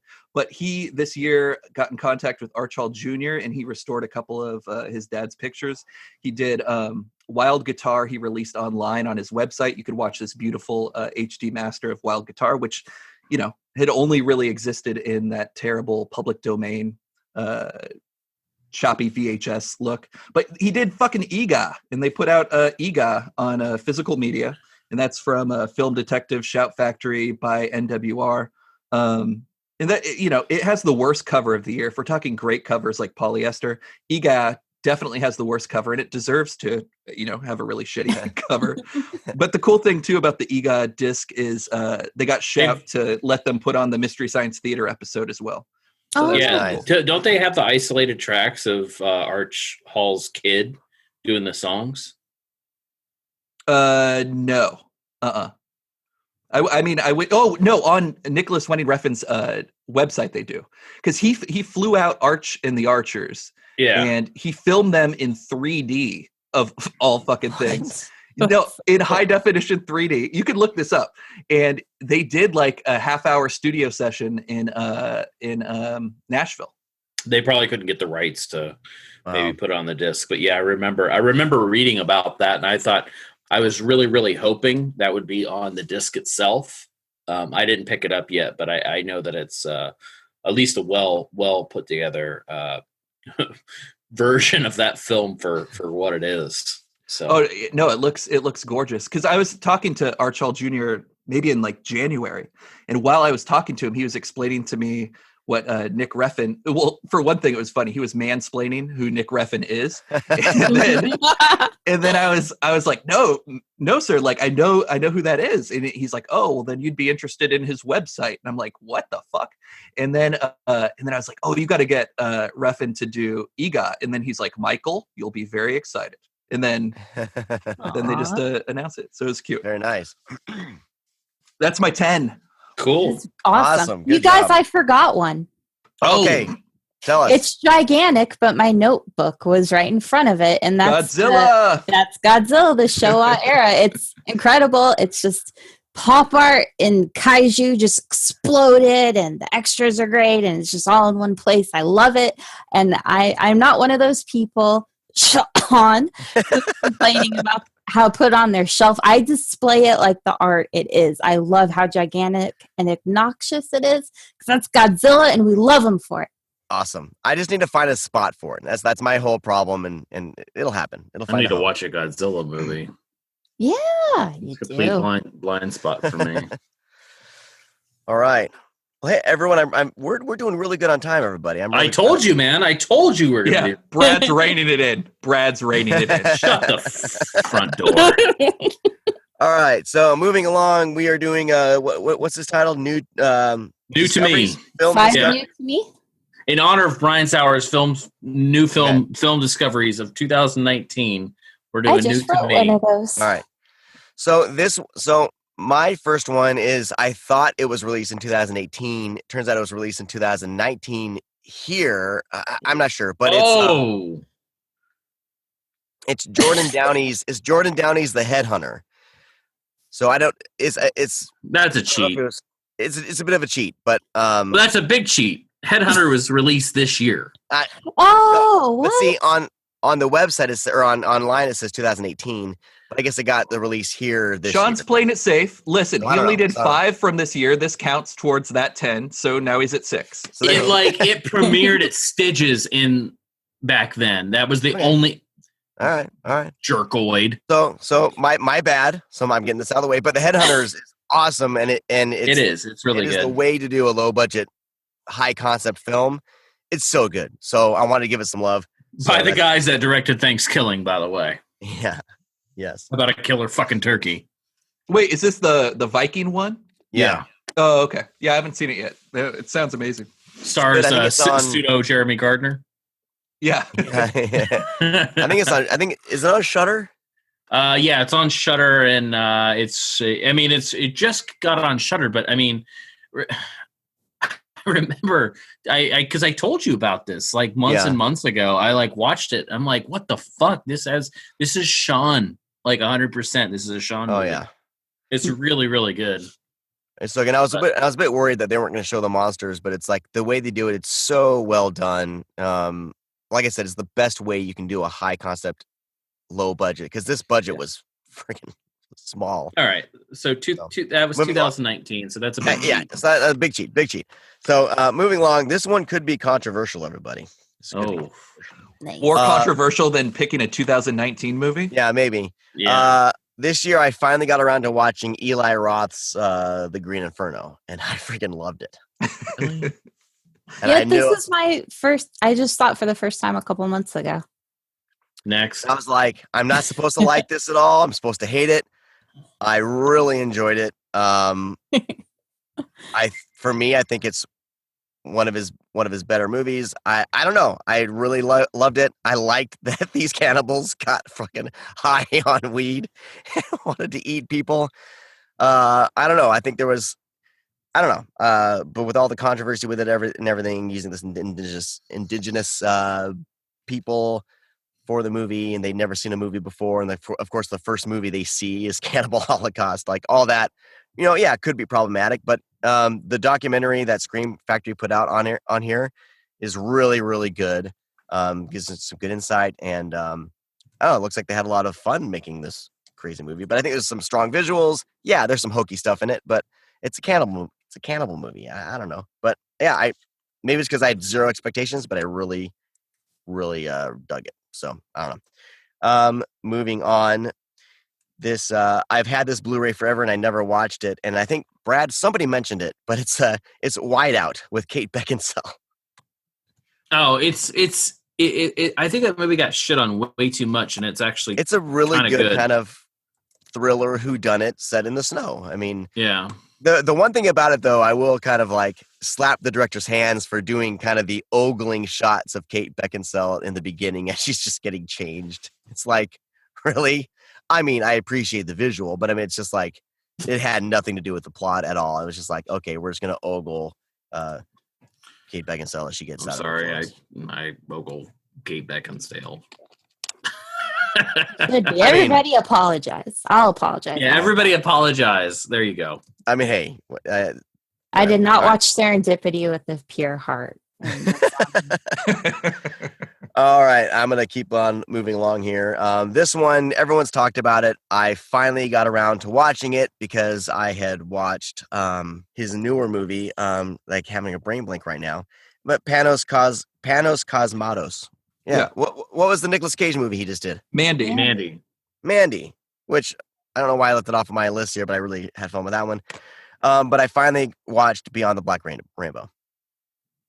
I mean, how long have I been talking about this fucking movie? No, for years. I know. I've never sat down and watched it. So this is, so I finally watched it, and man, oh man, everyone was right. This is like a gorgeous nightmare dream logic film that it's, man.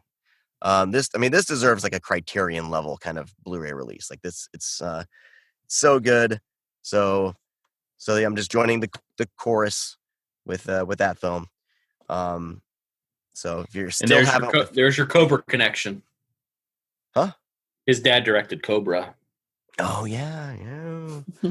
All right, and finally, this got a Shout Select release, and I finally watched. I've heard about it for years, and did it come out? When did the Blu-ray come out? But it's from the author of Watership Down, but it's the Plague Dogs. Ooh, Plague Dogs. Plague Dogs is so fucking and good. it's so dark. You know, I love. They don't do this enough. They don't do dark, kind of adult oriented animated films anymore for some reason. But the Plague Dogs. Kids cry, Sean. That's why. Fuck kids crying. Damn. Okay. Why do you want to fuck crying kids? No, I know. This came out the wrong way. Yeah, you need some commas or apostrophes or periods or something in that sentence to fuck kids crying. Whatever. Anyway, I'm not endorsing anyone. Actually, grammatically, there's nothing you can do when you fuck a to kid. save that sentence. Yeah. Either or, you're man. I'll abstain from saying like that. Anyway, the Plague Dogs is beautifully animated, dark as hell. You're following these two dogs who escape some genetic experimentation lab, but those scenes are like horrifying and sad, and it's so like good. It's like the little subplot to Beethoven.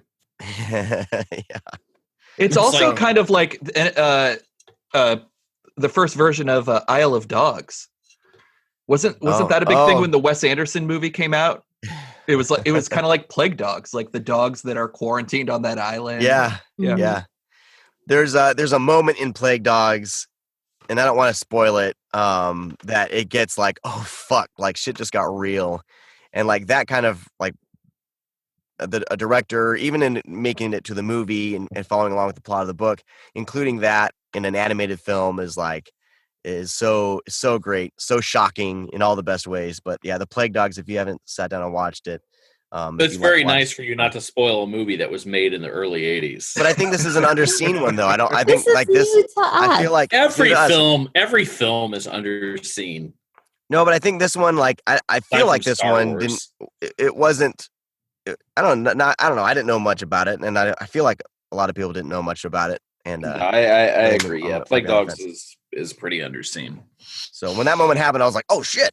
So I don't know. Yeah, anyway, I mean, there's only 2 animated films in the Criterion Collection, and one of them is Watership Down. So if you like the filmmaker's amazing, gorgeous release, gorgeous. All right, that's my list. All right, who's up? You've been. All right. Are you gonna do elevator pitches? No, but I appreciated the brevity that Sean displayed, so I'll try to do the same. Only 2 of my 5 come from Blu-rays, and only one of those 2 I've mentioned before, so I'll do this one really fast. It's Night Killer by Claudio Fragasso, 1990. It has everything I love in a bonkers ripoff Italian sequel. Like I said, they released it as Texas Chainsaw Massacre 3 in Italy, but it's more of like a Freddy Krueger ripoff. I mean, to the point where, the disfigured killer has like a long claw hand. There's teens everywhere dancing, a great fucking score. Just a really bonkers movie. One you want to put on maybe at, if you're getting older, maybe put it on at 10 or 11. But if you're a young whippersnapper, put it on at midnight and take your pants off. Enjoy yourself. What's this called? Night Killer. You don't have Night Killer? No, I think I do. Yeah. I just haven't watched it yet. I played that movie at one of my marathons. It was the final movie after a long day, and people didn't like it at all. Clearly you like it, Brad, which is important. This reaction of like, man, Brad, you're like really a piece of shit. But of all people, Janice turns to me and she goes, "I liked it." Aww. which was kind of crazy because that movie is not very nice at all and kind of fucked up. Yeah, it'd be a good double feature with Murder Rock. in my opinion. Well, that is a good double feature. Yeah, I played that at a marathon too, and I actually have a picture of everybody sleeping. Like eight people, literally like 8 or 9 people, like came over. It was like a birthday thing, and I put on Murder Rock, and I stood in front of the television and blocked it to see if they were like kind of like drifting off. No, everybody was sound asleep, and I took a picture of everybody sleeping. Then they missed the best like plot turn ever, which is when they're sitting in that car and inexplicably she looks up and sees a billboard and she's like, "That's the guy who tried to kill me." And you're like, "Wait, what the fuck?" And yeah, I love it. Next one is from like I said, it was a Blu-ray discovery from Warner Archive. My buddy Stash, who I work on theater and film with, he years ago gave me a tape of Man from Atlantis, the pilot episode, and they put that out on Blu-ray this year. It's everything I love. You know, back when they used to shoot TV on film, so it had a very cinematic look. But it's a it's an Aquaman ripoff with Patrick Duffy. Created by the guy who wrote Phase 4 for Sal Boss. What's his name? He has a great name, like Mayo Simons. Like his name is Mayo. If you just want Mayo Simon, yeah. We gotta bring that back. He did Future World. Yes. Yeah. I like Future World. Yeah. So 1977. It's just a fun, like I said, Aquaman ripoff.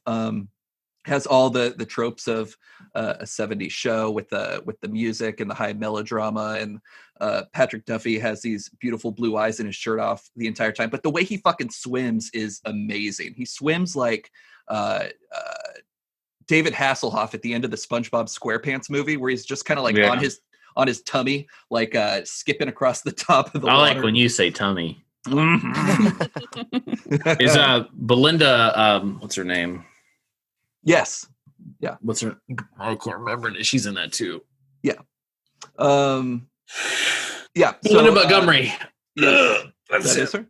So yeah, Man from Atlantis. And then I think they're restoring the entire series for their channel or something. I don't know. Because it's really short, right? It was only like a season or something. It was like 2 seasons. Yeah. Yeah. It just it ran for till like the end of 78 or something. Next one, I love my stupid comedies. I slept on this one because I don't like the comedy troupe that much. It's a Broken Lizard movie, but for some reason, maybe it was my sleep deprivation. I watched this at like 4:00 in the morning a couple months ago. It was so fucking funny to me.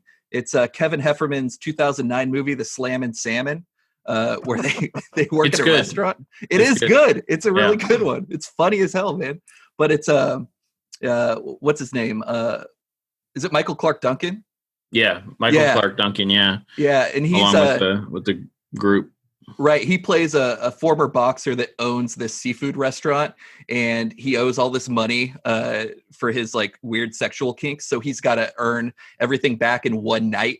And so he comes up with this challenge to his wait staff to raise something ridiculous like $5 million or something at a seafood restaurant.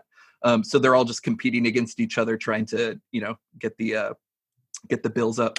Really funny. Like, I know people who worked in restaurant industry love waiting or, clerks for retail, but I like it when it's a lot more heightened. We like waiting out of like almost like that we have to, because it's like the only movie about waiting. But waiting until the Slammin' Salmon, sir. Well, I'm interested, man. I'm very interested in the Slammin' Salmon because did you watch waiting was a very much of a disappointment.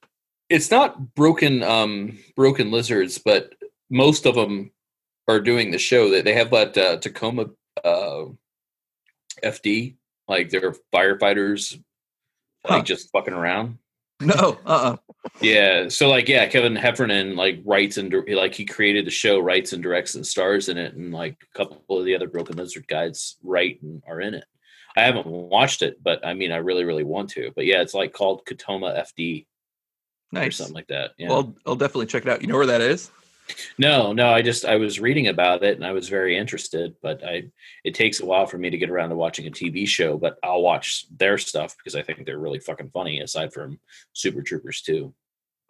That was a disappointment. It was one of the worst movies I've seen. I do like Beer Fest. Beer Fest has Beer Fest is good, but the best is Club Dread by far. Oh, I mean, sure, with silly Bill Paxton, right? Well, the reveal in that movie when he's like, "Why are you doing this?" and he's like, "Remember that time that you said you had weed but you didn't?" And like that's the whole basis of them killing everybody is because they lied about selling weed to the guy. It's just fucking funny. Oh, I love in Beer Fest though when one of their partners dies and then they have the funeral and it's like a 10-minute scene and then his exact twin brother shows up and they're like, "Oh, well, you look just like him. Let's keep going." And then they go, back on the Beer Fest. I think all their shit is really, really funny aside from, like I said, Super Troopers 2. That's a piece of shit. Club Dread's it's not on Blu-ray or anything. Vinegar Syndrome, handle that shit. Do it. Yeah, let's get on that. Yes. 4K. That could be a Shout Select, though. I don't know. Next two are very special to me. The first one's by Daniel Davila. It's from 2008. It's called Harrison Montgomery. So I love like weird midnight movies that aren't horror related, like just some weird shit you could watch, like The Room, right? Like Ruben and Ed, yeah, right.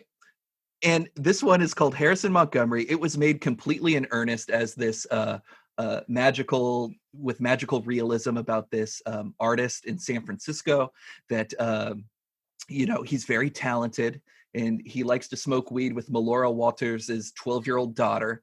And he lives right above Martin Landau, who's somehow cracked the Wheel of Fortune code to like how to win the lottery, every like 25 years or something. But it is bonkers. And I'll say this, that at the end of the movie, the character played by Martin Landau climbs to the top of a building. He looks like fucking Jeff Bridges in Fearless. He outstretches his arms and he turns into a pile of cash. And then like a wind blows the pile of cash all over the tenderloin. And it is insane, the message that this movie sends. So you should look up Harrison Montgomery. I think you could rent it on Prime Video. The last one though, everybody go to YouTube. You could watch this for free right now. It's from 2002. It's by this screenwriter director named Joe Aaron. It's called Crazy Jones. And let me tell you, Crazy Jones, if you're a fan of movies like The Room or The Fanatic, you will love Crazy Jones. It's about this man with Tourette's, and I think he also has like autism, but he works as a landscaper in this graveyard. It's the movie about the leaf blower. Yes. Yeah. Yes. Oh my fucking God. This movie is hysterical. Again, some of the comedy beats are like done for laughs, but like he's really trying to tell this tender story about a guy that befriends like this awkward 12-year-old girl. But and she's awkward because she has like pink hair or no, green hair, excuse me. And like they fucking dance in graveyards together, and his mom tries to set him up with all these cat ladies from church, and he fucking barfs all over them, and he's like a mess. But he starts having these fantasies of like hot like Real Housewives, and they start superimposing these hot women's faces on top of the 12-year-old girl that he's like, it is insane. Oh. Crazy Jones.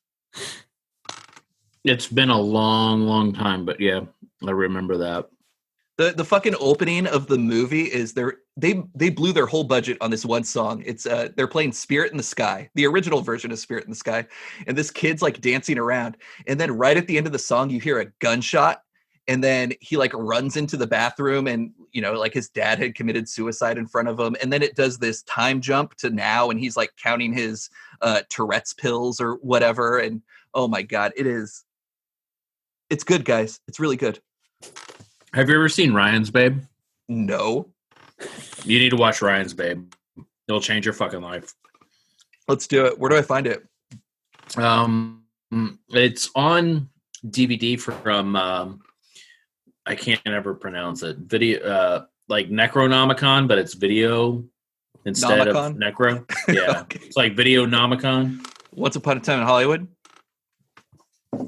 Shut the fuck up. I am All right. done. All right. I'm left. No, that's 5. No, I said I'm the only one to go. Yeah, so you get about an hour. No. Awesome. Yeah, here we go. I haven't. All right. Fuck you guys.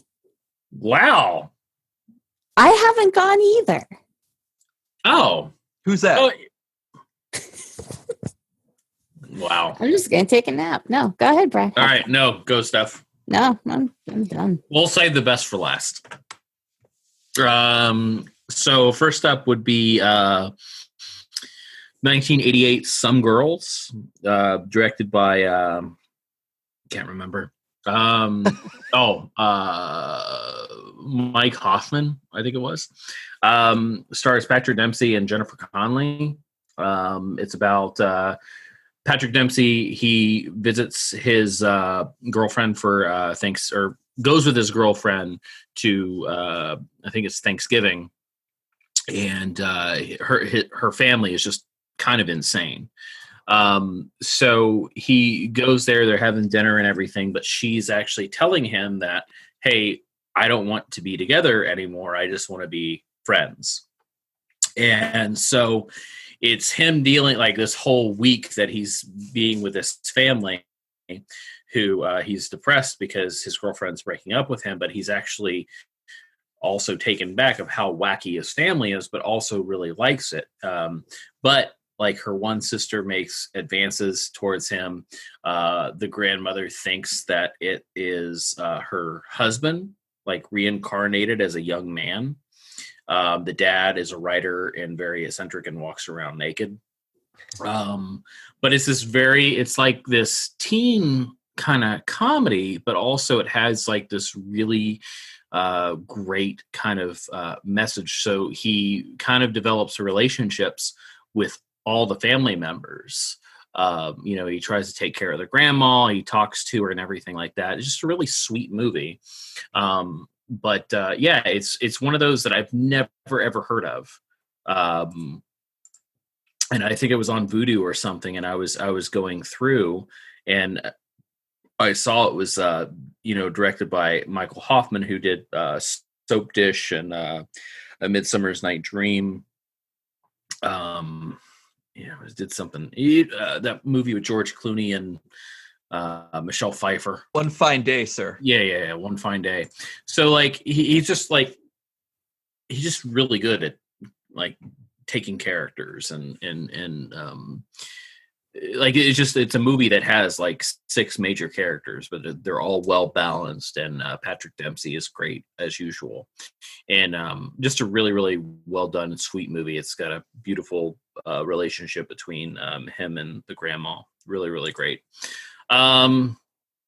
Here's one that have never seen. I always heard about it. I've always been I'm not going to say against. I'm not very into adult animation movies. Like anything that's made for adult that's either anime or cartoons, I'm not the first to see it ever. But I heard a lot about this. It was released on Blu-ray this year, but Perfect Blue from 1997. So who made good, the man. sound? That was so good. So I remember hearing about it, but I didn't really ever look into it. And then when it was released on Blu-ray, I looked and it was it was rated R for like brutality and stuff like that. I'm sure I'm kind of alone here with taking so long to see it, but it's about a retired pop singer who is being stalked by a fan who's also killing people. And it's really brutal. It's really mean. It has a couple horrifying, I would say, sequences in the film. I come to the realization that Darren Aronofsky really likes this, and apparently he homages the film in some of his films. Yeah, he did a Black Swan. As far as for like sequences and stuff, but it's really, really well done. It's super fucked up. But yeah, just a all around great movie. Like I was really surprised. I would really like to see a live action version of this taken to another level, to be honest with you. Yeah, this is one I think could totally work as a live action remake for sure, because it's like a psychological thriller horror. Yeah, like there's just so much going on for it. Yeah. So like I really, really liked it. This one's from 2016. So at Fantastic Fest, I saw The Death of Dick Long, which made my top 20 list that I made. I think Death of Dick Long was great. But then when they announced, like when he was on stage, he said, "This is my second film." His first one was Swiss Army Man. And I was like, people made fun of Swiss Army Man at scene. So I just kind of glossed over it. Didn't really care about it. It was also Daniel Radcliffe coming out of the whole Harry Potter thing. And there's always a lot of these jokes with Paul Dano about how much of a jerk he is in real life. So I honestly just ignored it. And then after seeing The Death of Dick Long and about how they took such a funny subject in a way that we would make fun of, they played it out so serious and really heartfelt, and it's really sad and it's also a comedy, but it's really bizarre. It's just it's perfectly set up, but it's also just a really weird way to tell a story, I guess you could say. I don't want to really give away The Death of Dick Long. So I watched Swiss Army Man, and I remember hearing that a corpse farts, and that's it. So I put it on, and when it starts, I'm like, okay, like I kind of found it funny, but I was like, I really hope this is in it. But Swiss Army Man turns out to be one of the sweetest, most heartfelt stories I've seen. Yes, it's silly. It's the same thing at Death of Dick Long. It's about this guy who's about to kill himself on a deserted island, who finds a dead body. Daniel Radcliffe basically is washed up on the shore, and he's farts and able to basically project him to a different island to where he can actually find things to live off of. And then he realizes that this dead body is able to do things like a Swiss Army knife to help him build things and whatnot. And it's just really sweet. And the whole soundtrack is basically like, I don't know, you say a cappella, but it's a lot of humming and whistling and things like that. It's also partially a musical too, because they do a lot of the singing and everything like that. But it's just really, really well done. And I found myself with tears in my eyes half of the film because of like the story that they're telling about how they want to get back to, he wants to get back to his girlfriend. But it's also kind of this buddy-esque thing too. But yeah, Mike, this is definitely something you've seen, right? Yes. No, I like Swiss Army Man a lot. Yeah, it's Steph. Yeah, I'm a fan, and I love The Death of Dick Long too. Yeah, so like I know I'm alone on that one too. I like long dicks. I know you do. Yeah, that's why you don't talk to Sean. So, wow. But yeah, it's just really, really well done movie. So everybody kind of knows it, I guess. Same thing with Perfect Blue. Next up was something I watched on a whim. I think on Thanksgiving, actually. So called Terry Burke's Night of Fear. It's a feature film, but it's like only 55 minutes, and it is a movie with zero dialogue. And this is 1973 from Australia. It's a woman who her car breaks down in the woods. And there's this crazy fucking guy out in the woods who captures her and takes her into her home. And it's her escaping. And there's no dialogue whatsoever. But it's really tight. It's very well shot. The score is wonderful. And it doesn't waste any time. Obviously, it's shorter than a feature, really. But it's just really, really well done. And honestly, it wasn't even until the end of the movie I was like, holy shit, there was no fucking dialogue in that, and there's no talking, just a lot of screaming and yelling. But yeah, it's really, really, really great, and I think it's on Amazon Prime to stream. But I highly suggest checking it out. Definitely, probably my favorite movie of the year as far as something new. I remember hearing about it. I think Terry Burke directed another film, and it's I can't remember. It's something about a hotel, I think. But yeah, it's Night of Fear. Really, really good. Oh, he also directed Lady Stay Dead too, which was a pretty good movie.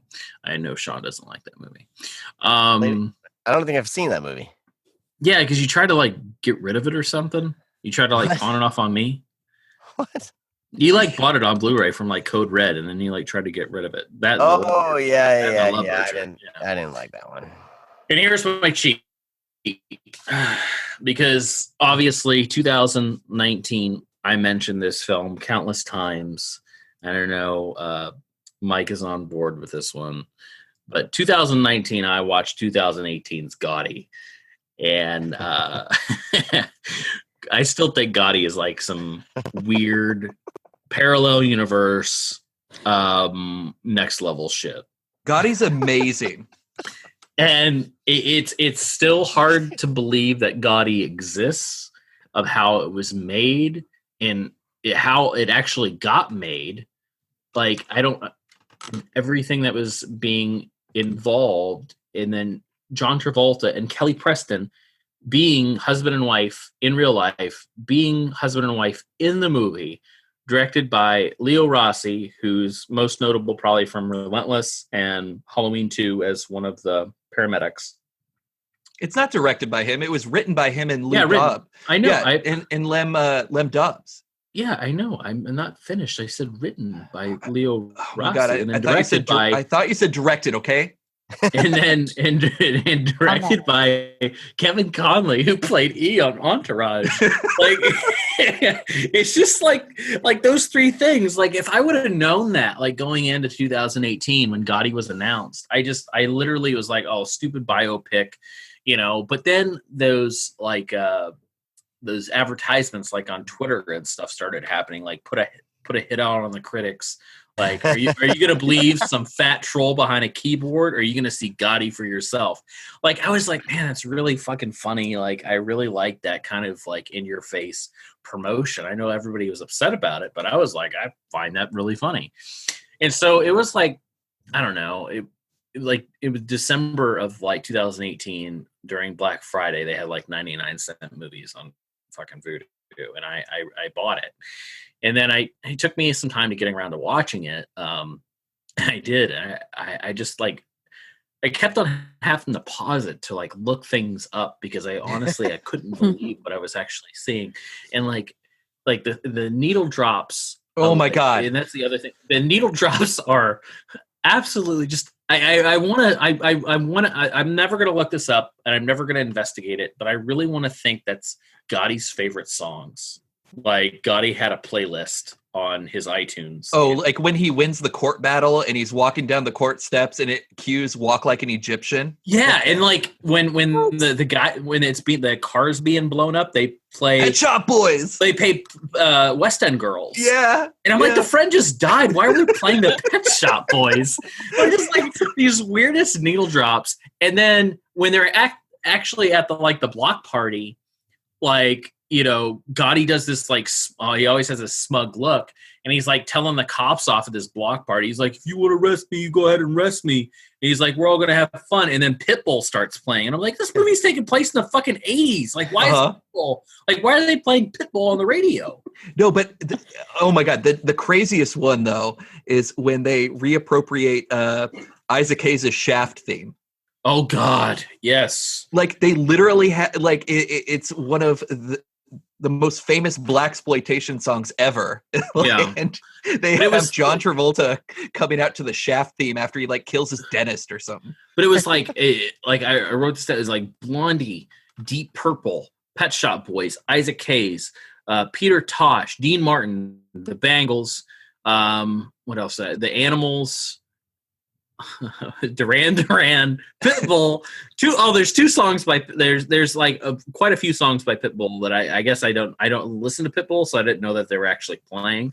But but yeah, just this really ridiculous soundtrack, and the way it's like presented as like Gotti telling a story after he's dead, and then learning about how many people still love him. Oh my God! Well, you just mentioned it. The bookends where he does like the Zach Morris direct address as a ghost at the beginning and end of the movie. Yeah, it's like my name's John Gotti. You're about to see a movie. It's like, what? And John Travolta's playing John Gotti telling this, and I'm like, this is like, how? And it cuts to actual footage of John Gotti too.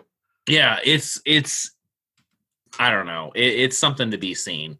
You know what I think it is? At one point in like 10, 15 years, we're going to have retrospects of theaters playing Gotti. Oh, absolutely. It's Showgirls. Absolutely. Yeah, no, this is the next Showgirls. Yeah.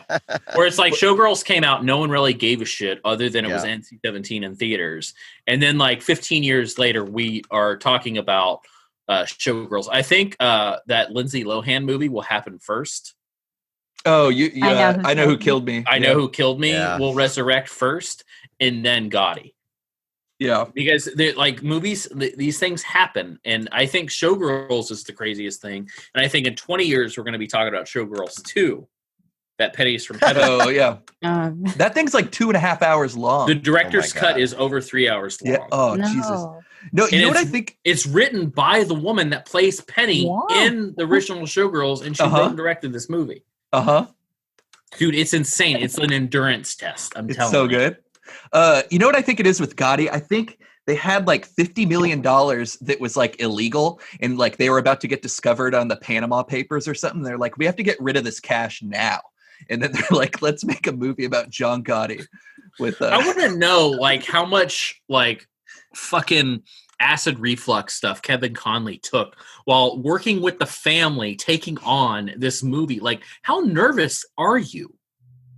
Like making a movie for the Gotti family, who's still connected to the crime syndicate that will fucking kill you. The guy who plays John Jr., he must have just thought he was going toe to toe with like, you know, Muhammad Ali in those scenes with John Travolta. And then like one of the only other movies he does is the Billionaire Boys Club with Kevin Spacey. And he must have thought the same thing. And then they don't even release that one. My God. Dude, it blew my mind. I actually watched that with Janice, and she was looking up stuff too while we were watching it. And I'm just like, I don't understand how this movie's actually out and made, but how it's not more popular. What's so funny is if you sat someone down who knew shit about John Gotti and you're like, write down things you know about John Gotti, and then you show them the movie and then you're like, tell me about John Gotti based on, they couldn't tell you anything. I have no idea what John Gotti did at this point. Like my mind is erased. I still think like Leo Rossi, obviously he's kind of he's smug too. So, but it just looks like how do we write a basically a script about Gotti? I feel like they took a like historic book or autobiography and went through and was like, oh, this is the cool shit. Highlight it. And they highlighted sections of the book and then filmed those scenes because there's no continuing narrative in this movie. It's literally it's a soundtrack to Gotti's life of Gotti's greatest hits. And that's all it is. It's just scenes like through 30 years, just random scenes that don't actually, the only thing that funnels into a narrative storyline is the story between him and his son. But everything else is literally just like, if there's like, we're basically watching seasons of Gotti, and we're on season 10 and we're doing a recap of seasons 1 through 9 before we watch season 10. Yeah, that's exactly what we're watching. All right, I'm gonna close down. I'm gonna have to start. We're start wrapping up the Gotti conversation here. All right, just relax. I had an hour. All right, calm down. All right, Steph, go ahead. I want to hear what Steph has to say. Okay, I don't know how I'm gonna follow the Gotti conversation. But first up for me is 1988's Remote Control from Jeff Lieberman. This is one I had heard about a lot, but just now got to, and it's exactly my kind of shit, which is like a 50s science fiction aesthetic and approach, but through an 80s lens, centered around video stores. It's so cute and fun, but it still takes the stakes it sets up seriously. So that was a great surprise. Is that still available on Blu-ray from Jeff Lieberman himself? Yeah, did you get it directly from him? Yeah, I think that's how you get it. Yeah. But also, Steph, I like how you are still following Gotti, because the star that Kevin Dillon, Kevin Dillon from who was in Entourage, exactly. who was Kevin Conley, directed Gotti. All right, keep it up, keep it up. Okay, next starring Turtle from Entourage.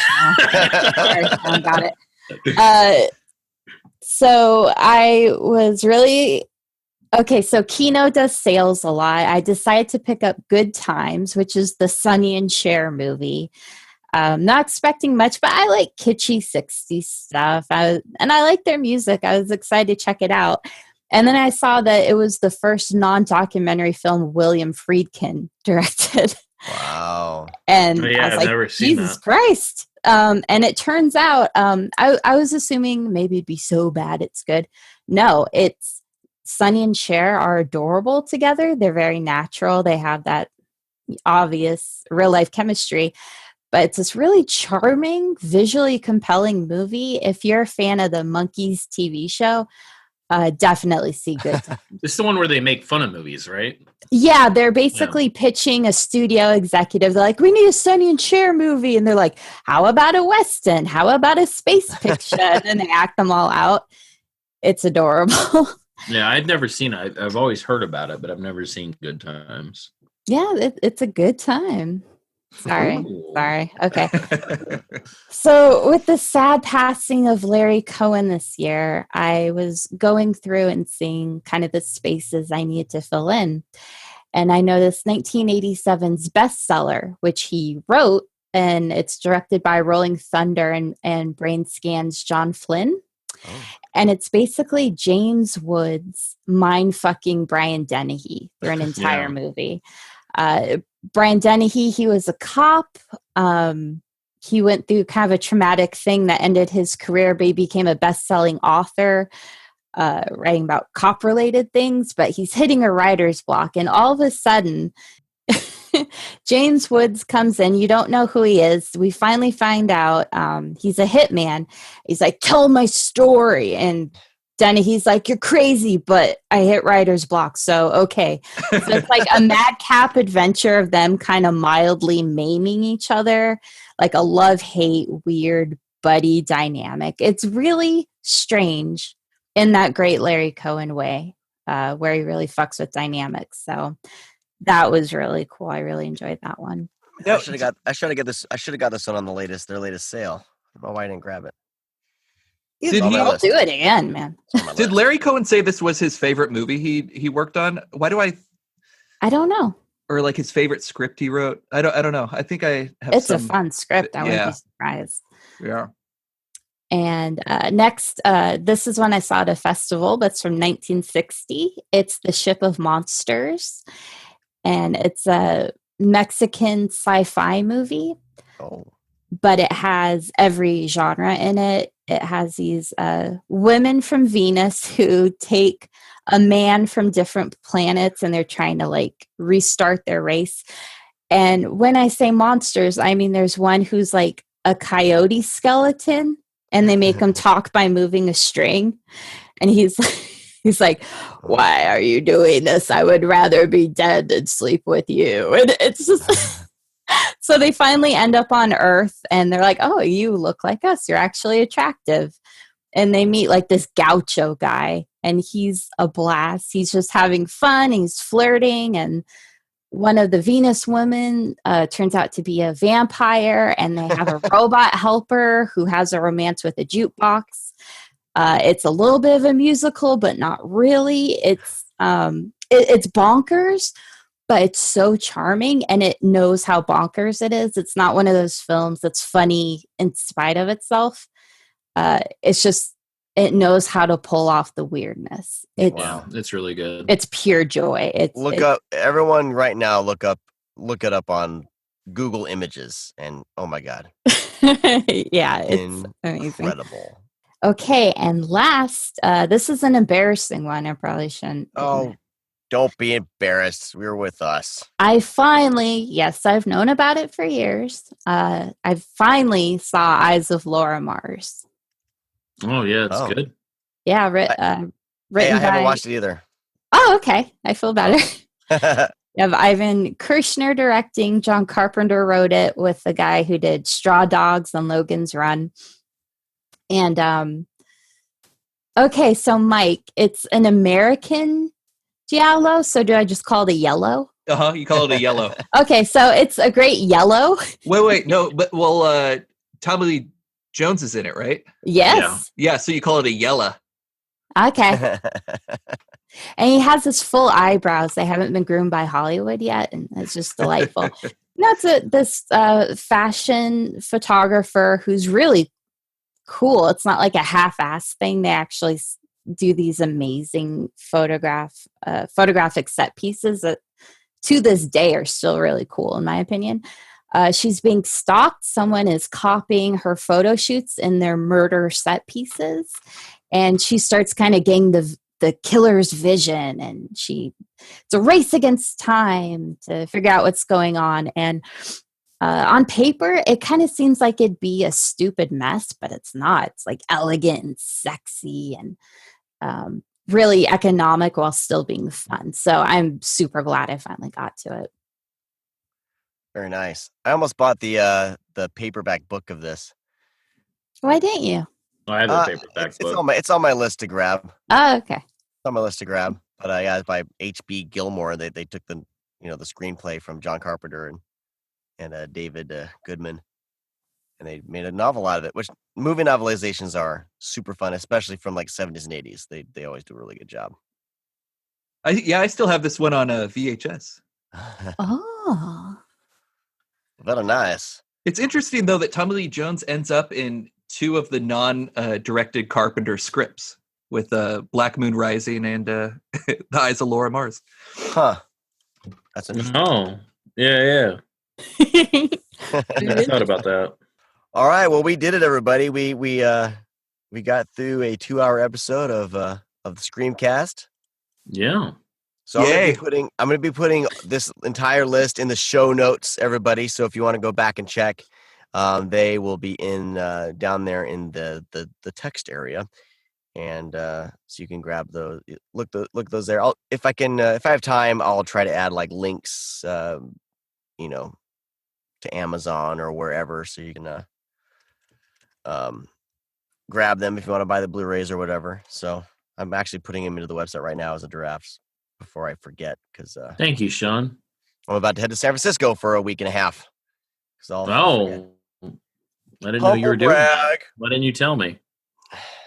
I don't know why I didn't tell you, because I've been busy and I totally forgot.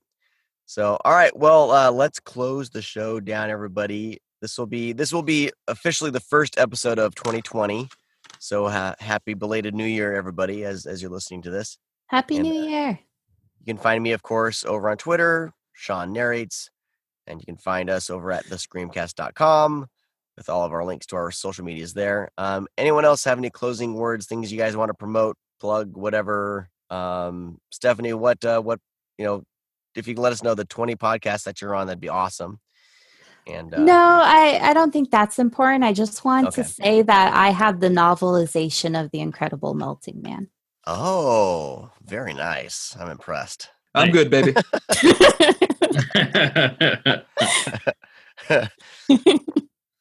Right on. Brad, anything? No? No. Follow Brad at Brad F. Henderson, everybody. There you go. And okay, I gotta plug my audiobook stuff because I have a lot of horror-centric stuff coming out.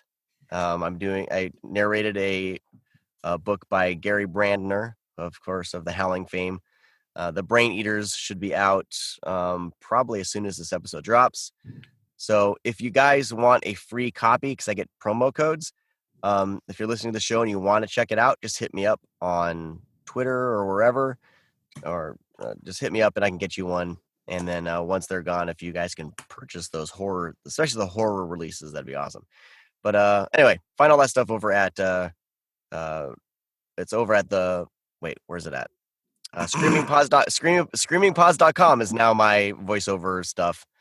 And there's the podcast stuff on there for all the podcasts that I'm involved in. So that's all I got. All right. Thank you all for listening. Happy New Year. And hey, Brad, you put a little Twitter thing out on kind of our plans for this year. We're definitely, things are kind of evening out with our crazy, this year, 2019 was like this weird transition year as we were, Brad, you were starting a new job and I was starting the side project. We've all been crazy busy. Like I said, Stephanie's been on like 20 podcasts, and writing for multiple outlets and sites. Fangoria. Yeah. Fangoria, and yeah. So we've all had a crazy 2019. So we're going to have some fun stuff in the 2020. And all of you Club Scum members, I know we've had some drop off with that, which is fine. We're definitely going to try to ramp that up again and get some exclusive content. Oh, it's going to be ramped. But yeah, Brad has a lot of stuff. Brad's motivated. And when Brad's motivated, everybody, you get spookies on Blu-ray when Brad gets motivated. That's right. So it's going to be a great on year. Gaudy, so look out. Exactly. Yeah. He may start a side podcast called the Gaudy Cast. We'll see what we can do about that. Where him and Mike by just minute talk. Gaudy.